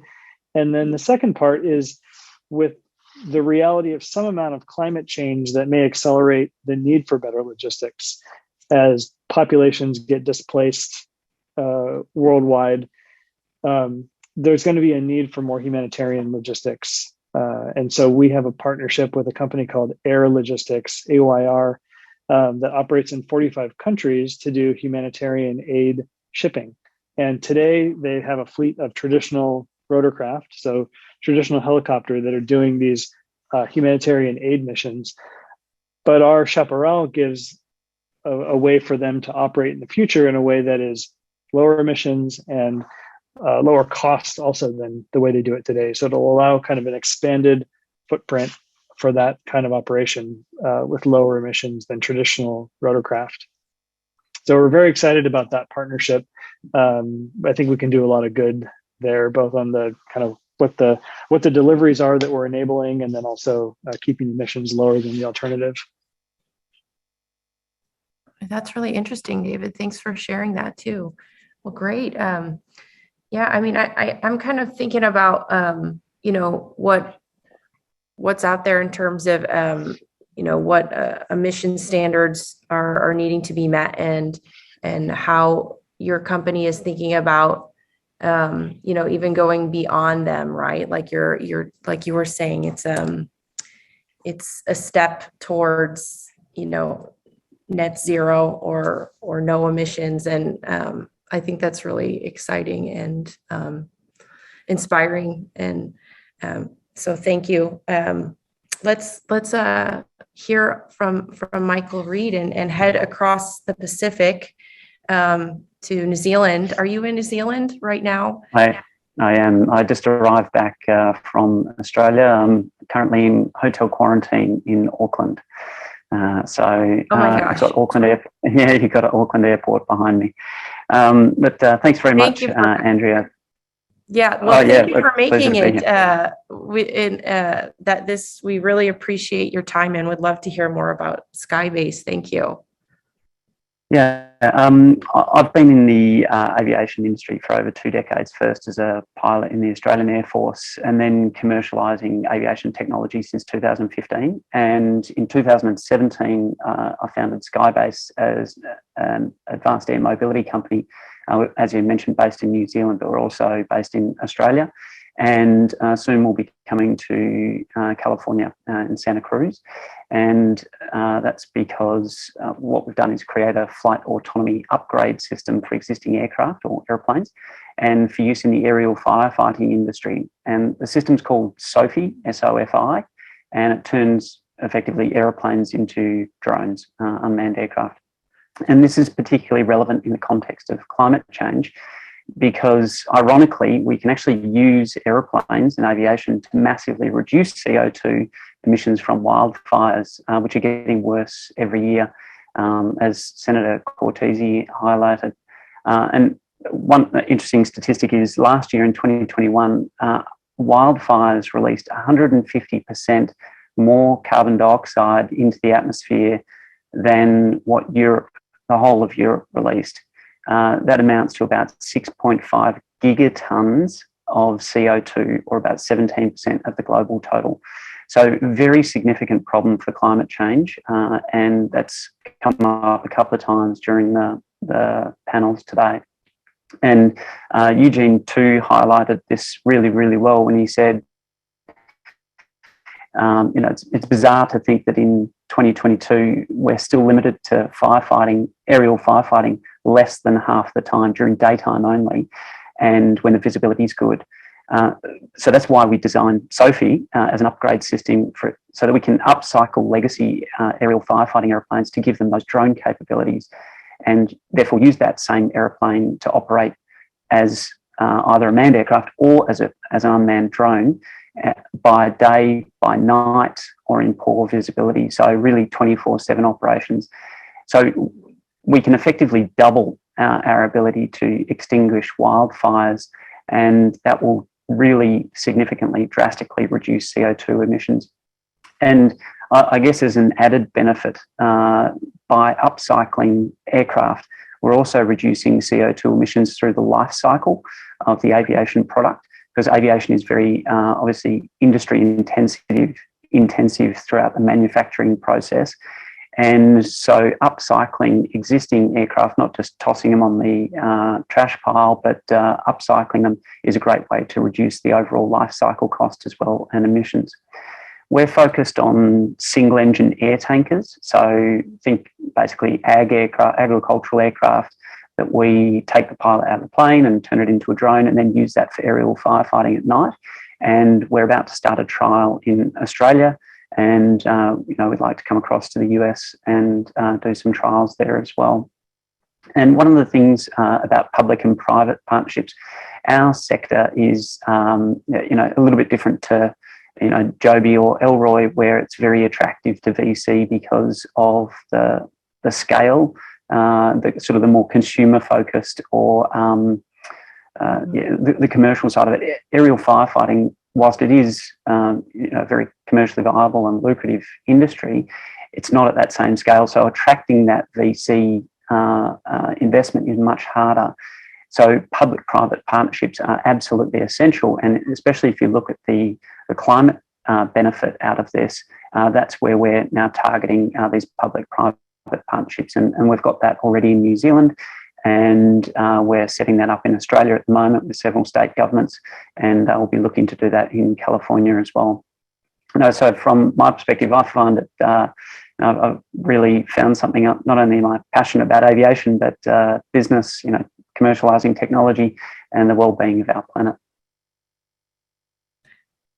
Great, Michael. Thank you so much. It's really incredible, from the technology to the community to the actual application of the aircraft. All of these companies and organizations are thinking about climate change and climate impacts, and I think that's a really, really hopeful and optimistic note to end on the day.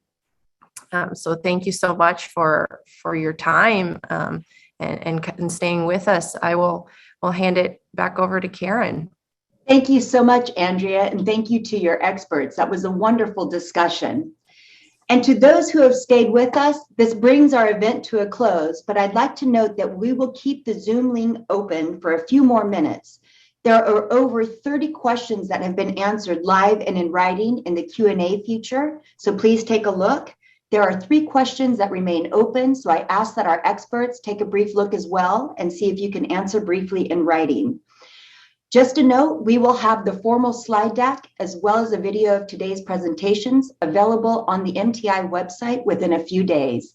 Thank you to each of our experts and our guests for providing such valuable insight and critical knowledge. This has been a robust discussion about aviation and climate change. And again, thank you to all. Have a wonderful day.